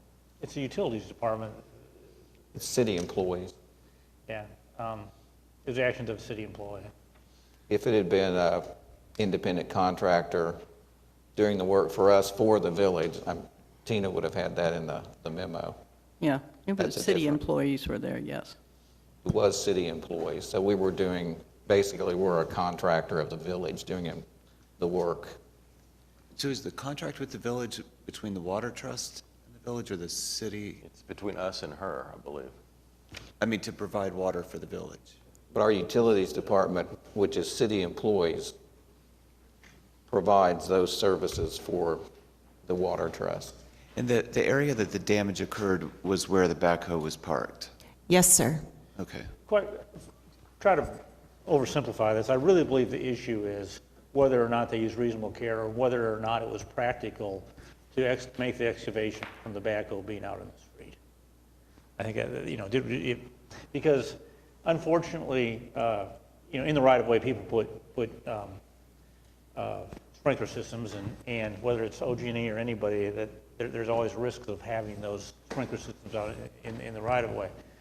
And so I think the really determination of fact was whether or not this excavation could have been done from the street. And I don't have enough information. Chris is here. Chris Brown is the Director of Utilities. I might have a little more insight on that than me. I assume the main was probably 5 to 6 deep at that point. Good morning. Typically, when we excavate, the water mains are about 4+ feet deep on the edge of the right-of-way. And when we excavate, we have to dig a pretty good hole. Now, in this case, if the water main had broken, it would have dug its own pretty big hole. And we'll restore to the best of our ability. Now, when we go out to make the restoration, we call for utility locate. Irrigation systems are never located. Other utilities are, so we don't even know if they're there. So when we dig, we may break an irrigation pipe, and in this case we did, and we repaired that pipe Now, the claim is that we damaged more than just that one place. I don't know if we did or not. We have no way of telling. When we restored the area, we restored the entire area. So if the water main washed out more ground, or if we had to dig a bigger hole to get to the pipe to fix it, then we would have restored the entire area and fixed the area that we had damaged in the irrigation system. So that's the only repair we would have made during that work. There was an attempt made to fix the irrigation system. If you even turned on the water to check it, there was spewing water from multiple areas. And although I'm not a landscaper, I could perfectly well tell that that was broken. Thank you. I think we've heard enough. I'm Yeah. just looking for Your some Honor, direction from council. Given the question of fact and not knowing all the details, I would accept coming up with 50% of the repair cost. All right, is that one of the options that we have? All right, is there a second? It is one of the options you have, although the claimant could still go to district court for the other 50%, except if it takes the money from us, we have her sign a waiver, so. Okay, all right. If you want us to try to settle it with the claimant, we could strike it from today and bring it back on the 13th. Well, I mean, she's here today. I think she deserves an answer. Oh, thank you so much. I mean, she's sat around for, what, almost 4 hours now. Then I would second the motion that we split the cost with her. Okay, so we have a motion, we have a motion on the floor to split the cost. All right, so all in favor of that, say aye and vote yes. Okay, so that passes unanimously. Now, here's where you are. You're going to have city staff offering to pay half of your claim. If you sign that and accept it, it will probably, from listening to Kenny, it's going to take away your right to go across the street and sue us for the entire amount. So you don't get half the money and get to sue us too. You can. Well, I think I'll take it and run. Okay. Well, that would be my advice too. All right. Thanks for coming down. I'm sorry you had to put up with so much this morning to wait your turn. Well, it's actually quite enlightening. Thank you. Appreciate it. And the other gentleman that I saw raise his hand about a recommended for denial. Is there any other? Maybe a hand just went up inadvertently. Okay, so we're ready to vote then on claims recommended for denial for the rest of it. Is there a motion? All right, cast your votes. All right, it passes unanimously. All right, claims recommended for approval. Is there a motion here? Move the items. Assuming no one's here to speak on claims recommended for approval. All right, cast your votes. It passes unanimously. And then items from council. And John, you wanted to rescind a previous motion that we had passed? Yes, sir. Okay. I move the item. All right, we have a motion and a second. This would rescind an item that had previously been passed by council. This Your is Honor. item 11A. Yeah, David. Excuse me, I'm sorry. Could we just clarify what we're voting on a little bit? It's my understanding that the resolution was to limit outdoor activities to not to continue beyond 11 p.m. Is that correct? No, you want me to explain? I can Yeah, I'm explain sorry. that. The last time you introduced an amendment to the PUD that had been approved in the previous meeting, the one before the last meeting, to amend it to provide that they could only have 3 concerts per calendar year, and that it had to be on a Friday, Saturday, or Sunday, and I believe 11 p.m. was still going to be the end time. After further discussion and also discussion with the applicant for the PUD and also his attorney, essentially this is a down zoning. You would be taking away some rights they have under the zoning that had been previously approved. And after we met with them, we decided that the best way to approach this is if they have a noise problems that to just treat it under the noise ordinance. So the people, no one actually showed up to protest this before it was approved by Planning Commission and Council. So you approved it as applied for. So our recourse now is really to just enforce the noise ordinance. Okay. And reinforcing it, we've made sure that the residents that are the nearest to this particular facility, that they understand that they need to call the police department and report it and say that they want to file a police report. Previously, when law enforcement officers came out there, they just said, call your councilman. And so there was some miscommunication. But on last week, we did visit with the leadership of the neighborhood, and we've been able to get the lines of communication open and clear what steps the neighborhood needs to take in reference to this, which is to call the police. If they hear it within their house, for them to immediately call the police and state that they want to file a police report related to loud noise. Okay. And previously, it was call your council. But we was able with police department and legal, we was able to kind of get the process worked out. It is still a major concern of mine, but hopefully by having the residents call the police, we'll be able to somewhat take care of it. Now, this is one zoning case I do regret on many different levels. So, but that's kind of where we are now.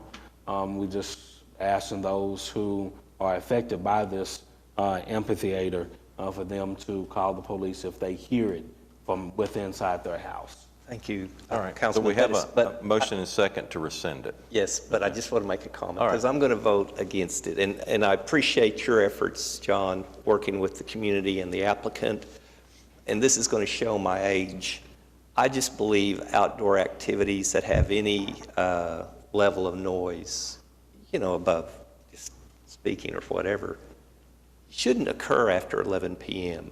In Ward 5, we've had instances where there's an old racetrack down there by the river, and the noise just filters back up to the various residents. A variety of instances. I just don't see a need to allow concerts and other outdoor activities that can create noise to occur past 11 p.m. So I appreciate again what you're doing, and don't take this personally. It's Absolutely not. It's just an opportunity to voice my preference to limit activities not to occur past 11 p.m. that create noise. My goodness. And I do believe we may be back to Dr. Shadid's statement on that we need to look at a larger policy, citywide policy. I think after what I have experienced dealing with this, I think we do need to look at a larger citywide policy on concerts and other outdoor events, because this it's beginning to be trouble citywide. Yeah, thank you. All right, so we're voting on the resolution to rescind. The motion is to rescind it. Cast your vote, and it's rescinded by a count of 6-1. All right, still on items from council. John, anything else? No, thank you, Mr. Mayor. All right, Meg? David? Well, my final opportunity since the legislature is adjourned for the year to share my thoughts. And there's a lot of things that could be said, and I won't go into that, but I am disappointed with the way it ended up. These issues were present at the beginning of the session, and here it was last minute to come up with some type of an agreement to enter into a balanced budget. So I am disappointed. I think it presents a negative image for the entire state. And now, pulling what was done at the state level back to the local level, our citizens wouldn't ever accept us operating in that kind of condition. We go to great lengths to have very open, transparent meetings, discussions, votes, and I think that's the way it should be done at all levels of government. So I hope we see some changes going forward. And I think there's some indications that do concern me that Again, I'll just keep those to myself. But Jim, I would like to ask this. Could you ask Craig or maybe Doug to see if we could get some information to look at sales tax revenues and the decline? I know if we go back to 2014, our current year's revenues are similar to what they were back in 14. But if we could start with 14 and look at the decline from 14 to 15 to 16 to 17, and then compare that on a percentage basis with the state's sales tax decline, I think that would be an interesting comparison. And when I say sales tax, I would suggest we include use tax and probably, well, we'll just leave it at sales and use tax, just to see the differences in the decline in revenues and see if there's some differences beginning to develop between the larger urban areas and the state as a whole with respect to sales tax. We'd be happy to look at those trends and get something back to you. All right, Todd? Larry? Ed?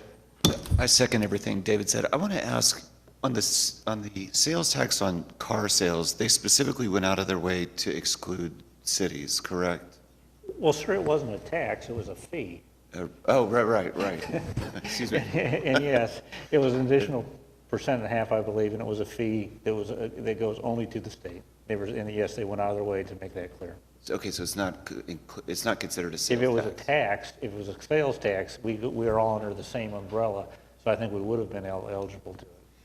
So there's two distinctions on the fee. One, we don't get any, and secondly, it's their belief that they got out of the no revenue criteria in the last 5 days of the session. But they specifically included language that said cities can't do the same thing. Is that correct? I'd have to go look. I don't know that specifically, but I know that we weren't included. I don't know about the... That was in the paper. Okay, Yeah. that they specifically excluded cities. Okay. Yes. And Thanks. All right, city manager reports.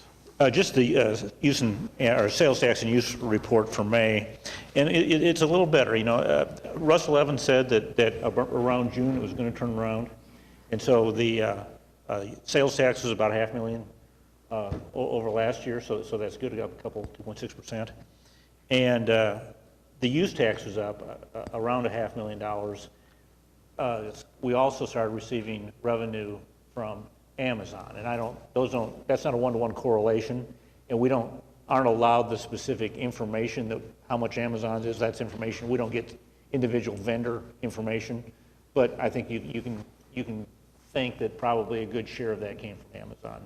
So $500,000 up in sales tax, $500,000 up in use tax. That's the most positive trend we've had in quite a while, and Mr. Freeman was happy. Jim, is there something that we should clarify about the Amazon tax?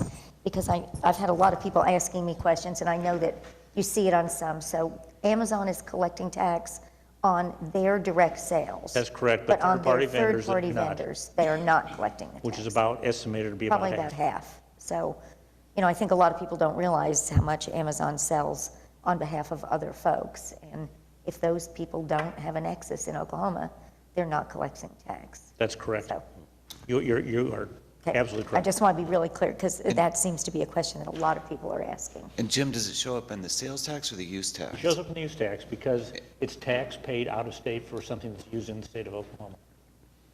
So that should be easier for us to figure out what impact they're having. Well, yeah. Yes, probably. Okay. Although the use tax is more volatile than the sales tax is. Jim, not to get into too detail of a debate, but the fact that they now have a presence here in Oklahoma City. Yes. Wouldn't that recharacterize the tax they collect as a sales tax, as opposed to a use tax? If they had no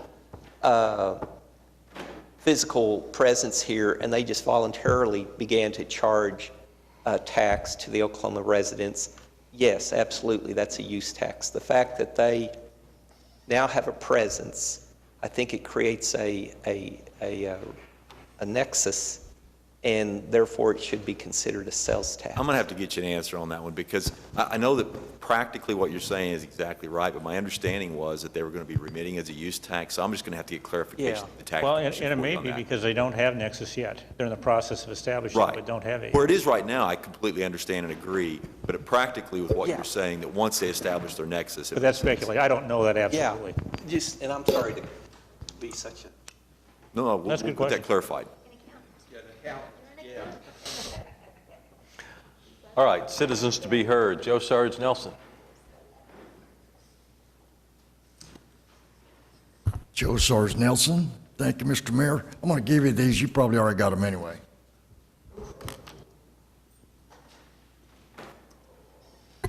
I'm here today to talk to you about our man, made the day to Oklahoma, Brian Keith. And naturally, the police department. I was going to say good morning here, Mr. Mayor, but it's actually in the afternoon. I'll take you 3 minutes, and that's it. Today, I'm really here on a citizen's mission more than anything else. It's kind of like all of us. We sit around at home on TV and everything. A lot of things we just take for granted. We really do. Doesn't make any difference what you're doing, whether you're riding around in your car, what you're doing. You look, but you don't see. Well, the facts are really on the table. I see it in the news every day, and I read it in the paper, just like this thing here, about the grass fires raging all over Oklahoma City, vehicle wrecks, fatalities, burglaries, robberies, assaults, murders, buildings or homes on fire, and even this list is way too long. Yet, when something goes seriously and tragically wrong, that's when our Oklahoma City Police and Fire Department instantaneously go into action. And I mean in action. They are above reproach. And when they go on that call, everything's at a high risk. And it's certainly it'll never be like any movie you'll ever see, because this is what they do is for real. Well, there's no replays, and I can go on and on about this, but my main thing is right here concerns 3 people. When the President of the United States calls on 3 people from Oklahoma and 2 out of Oklahoma City, I broke out in goosebumps, because 2 of the 3 I knew personally. And Keith is above reproach. You won't get better. And he's been called to take over his wing as Director of the Homeland Security. And former Governor Frank Keating's been called to take up the high-ranking position, whether he gets appointed or not, I don't know, of the FBI, which he's very good at his position. And of course, naturally, Scott Pruitt, our former Attorney General.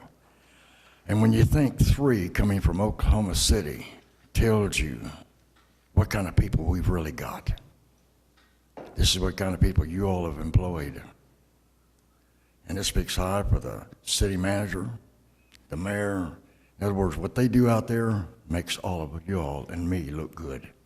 And that's what they've done. All I ask is that I've been around a lot in my time, but I've never seen anybody that was immune to hurt and pain. And I don't like people using words as a bandage for that. But I will say this, Mr. Mayor, this is directed directly at you. I made a lot of comments over the years that I've been here, and this one, like some, I mean from the very bottom of my heart. I can't say it any better. I've attacked you when I thought I was right. But you've been right in a lot more than I've been wrong. I know that you're stepping down and speaking on behalf of the people. I commend you for everything you have done. Oklahoma City will, when you're gone, it'll never really be the same. I don't know if anybody can take that job and run with the ball the way you did. I know there's several up for it. But you've done wonders for Oklahoma City. Joe, I hate to wrap you up because you're on a roll there. Anyway, I know everybody's getting hungry. Finally, that is it. You have reached the 3-minute limit, I'm afraid. I commend you, and I wish you well, and whatever you're going to do. And I wish this council, because I'm going to be stepping away for quite a while myself. But anyway, I love you all. I pick on you, but I still love you. Y'all hang in there, carry the ball, and run with it. and I wish you well. I sincerely mean that. Thank you. Take care. Calvin Franks?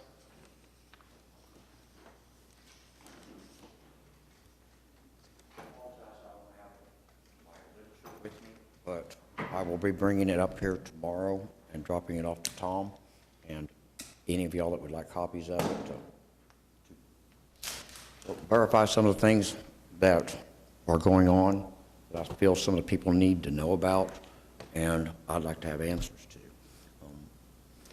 Calvin, we need your name and address for the record. My name is Calvin Franks, 3820 Northwest 22nd Street, Oklahoma City, Oklahoma. Okay. January 22nd, 2016, I was involved in an accident working for the city of Oklahoma City. We totaled approximately $250,000 vehicle, one of the big factors. And the reason that we did do that is, when I say the city, it's not the city, because I'm proud of the city. It's just certain people employed at the city had us illegally disposing of 800,000 gallons of chemical waste down the sewer lines to keep from being fined by the DEQ or to keep it from overflowing. They had us back transporting it in trucks not approved by DOT or registered with DOT to move that waste. They were also not even made to haul liquid at all. I mean, we had over 2,000 gallons in a cylinder, round cylinder instead of a tanker, sitting above the cab with no baffling. And we came around a corner and it tipped over onto my side. No fault of my own, because I wasn't even driving. Matter of fact, the guy driving the truck didn't even have his endorsement on a CDL to drive the vehicle. And, it permanently messed up my back for the rest of my life. And so now that I have a disability, the people over at Line Maintenance Division served me with a letter. They sent me home without pay, and I have been told that I have to find my own job within the city within 60 days or I'm terminated. And before this accident, I missed one day of work that, because I was in a hospital, I had a severe concussion and had to get 5 staples in my head. But I was at work the next morning with an ice pack on my head, underneath my hard hat, did my job. I mean, that's the kind of man I am. And where we were hauling this lagoon, this water from this lagoon from, is the address of it is actually 11601 West Stanley Draper Drive. And that just happens to be what they call First Step. But come to find out, a little research, it's actually owned by OKC Metro Alliance Incorporated. And it was just, what gets me is, why do they have us out there transporting this stuff using city man hours on a privately owned company? Yeah. Well, I tell you, we've run the limit of the time, but I'm sure the city manager is going to look into everything you've said, and we'd love any information you can provide to us. I'll be bringing a bunch of it up here tomorrow, and this is just a tip of what I have, so. All right, thank you very much. I appreciate you coming forward. Thank you. Okay, Roy Stafford?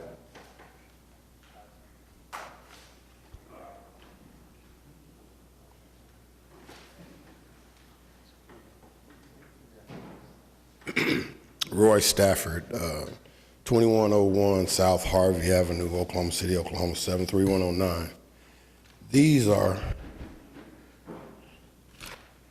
some lovely drawings, aren't they?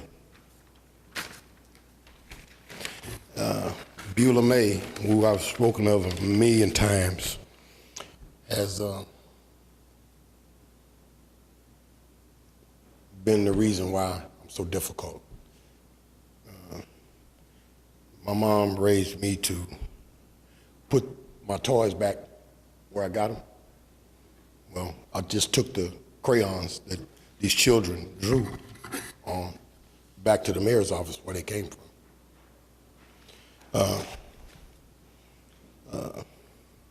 You have to respect the fact she also raised Graham Gordon Robertson. Now, this is not what I planned on speaking about today, but the practice of using the Oklahoma City Police Department to enforce an original bad behavior has to cease.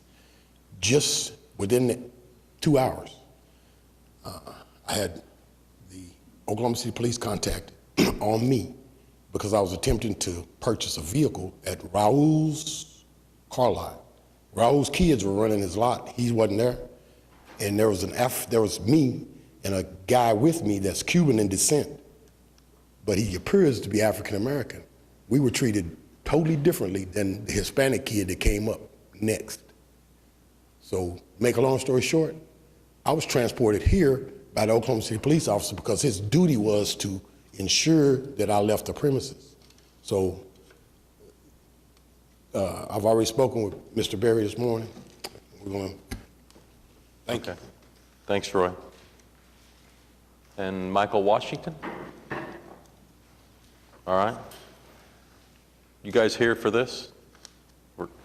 You would come up and speak? We're citizens to be heard, so you didn't sign up, but we can. We figured we might use this opportunity. Yeah, sure.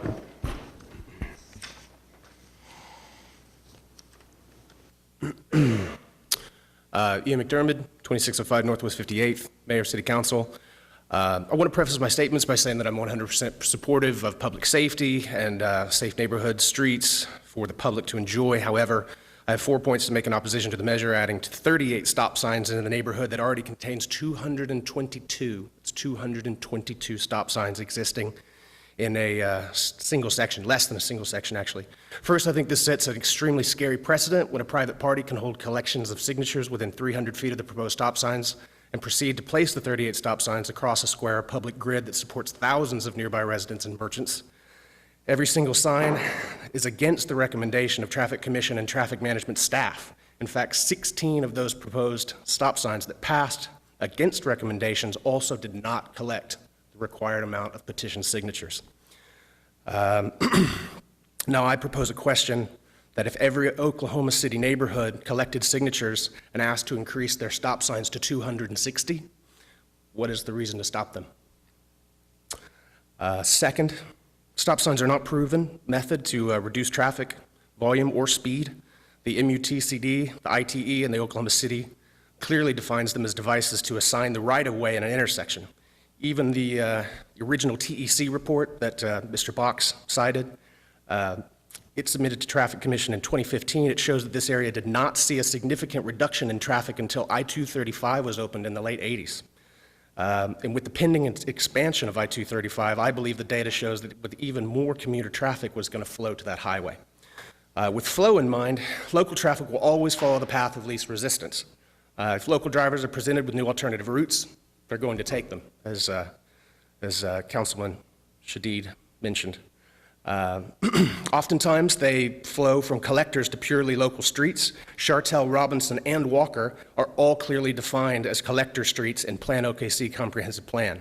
It describes them, verbatim, the streets that move people through and between their neighborhoods. They connect to the surrounding areas and uses and become a secondary network of streets to the arterial system.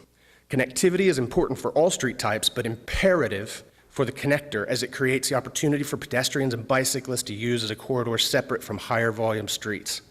I think that description speaks for itself, but it brings another group of negatively affected citizens into play, the cyclists. These are not only some of the most beautiful neighborhoods for recreational cyclists, but also designated commuter bicycle route for thousands of neighboring residents.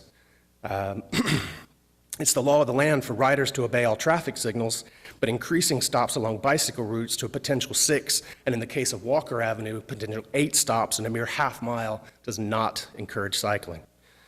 Third, the definition connector streets move people through and between their neighborhoods raises the point that at no time during this privately commissioned plan to deter traffic was any consideration given to the surrounding communities of Midtown, Paseo, Jefferson Park, etc. Those residents and travelers rely on these roads as part of the established grid. But if you want to sum it up in a few seconds, Sure, I'm glad sure. to let you summarize. Basically, that those citizens were not petitioned. They weren't asked about their opinion for these stop signs that affect them greatly. that I just wanted to bring up again that the stop signs were all not approved or not recommended by staff. And the data actually shows that traffic is decreasing in that area. It's gone down 14% in the last 10 years. That's pretty much it, guys. And I think that that neighborhood is a little bit, it's a little bit different. I think it's a little unique in the city that it abuts one of the highest, one of the highest density residential areas in the state. It is adjacent to some of the most vibrant entertainment districts in the city. That it requires a little bit special consideration. I'm glad that we had the conversation that we did today, and that we kind of identified that stop signs are not the only tool in the arsenal. I appreciate it. Thanks, guys. Thanks for bringing all that up. Anthony McDermott, 415 North Broadway Avenue, 73102. And obviously, I'm here in support of my son. I'm going to give you a little bit of history, and what we are both hoping today is that you guys get enough information to avoid making a mistake in the neighborhoods that are going to be asking you to do this exact same thing. So, just why I'm here and why Ian's here. In 2014, my family undertook redeveloping an abandoned gas station at 24th and Walker to make the Pump Bar and Restaurant. And most recently, we've just opened a new bar right at 23rd and Walker. So we are involved physically, but evidently not in the system. So here are some facts. In 2015, TEC, as you've heard, was commissioned to do a traffic study for the Heritage Mesta neighborhoods. Okay. The express intent of that report was to discourage traffic through the neighborhood. It's right there in the report. So they came up with a seven-pronged approach. The seven-pronged approach included two-waying Robinson, where it's one-way, two-waying Western, where it's two-way, where it's one-way, I'm sorry, two-waying where it's one-way, increasing traffic on Broadway, basically routing traffic around that entire section, deleting two signals on 13th Street, and these strategies all were to contribute to finding a way around that mile square. Okay. The last thing in that report was stop signs, proposed stop signs. 27 four-way proposed stop signs, which they subsequently backed down from. My point is that there was a strategy, there was a traffic study, there was a proposed idea to route traffic around the Heritage Mesta neighborhoods. The only thing that the neighborhood came with was the stop signs. There are no other proposals that I'm aware of that address the mitigating factors for that approach. So we are stuck with 19 four-way stops to add to 222 stop signs that are already in place in that neighborhood. So I think that when you asked Mr. Box a direct question, he somewhat obfuscated the answer. Yes, there is absolutely a clear criteria. There are clear criteria established for stop signs. None of these stop signs met those criteria, and I'm just giving you a heads up because it's coming, I think, unless you guys establish some criteria or change the system. And as Ian said, no one outside of the neighborhood was consulted. Nobody got notice. No one was consulted outside of the neighborhood. Thanks, Anthony. Because I know the neighborhoods are coming. They're coming. And not all of them can afford a traffic study or David Box. Or David Box, right. But they can do a petition. So what would you recommend besides? But the conversation, I mean, once these stop signs go in place, you're going to get calls. You're going to get calls, particularly from Ward 2. But You know, the conversation should have been much wider. This is a 2-year process. I think it flew under the radar for a lot of people. Businesses like ours weren't even notified that there were hearings or traffic commission meetings to discuss this 19 stop signs. You mean I'm going to get calls because they're going to divert traffic from those neighborhoods to the surrounding neighborhoods? There are now going to be, how many on Walker? There are going to be 8 stops on Walker now in that 10 block. On a collector, as Ian pointed out, on the city designated OKC Plan OKC, Connector Street. It's not a connector anymore. All right. Thanks. Thanks, Ian. All right. Good meeting, everybody. Ready to adjourn?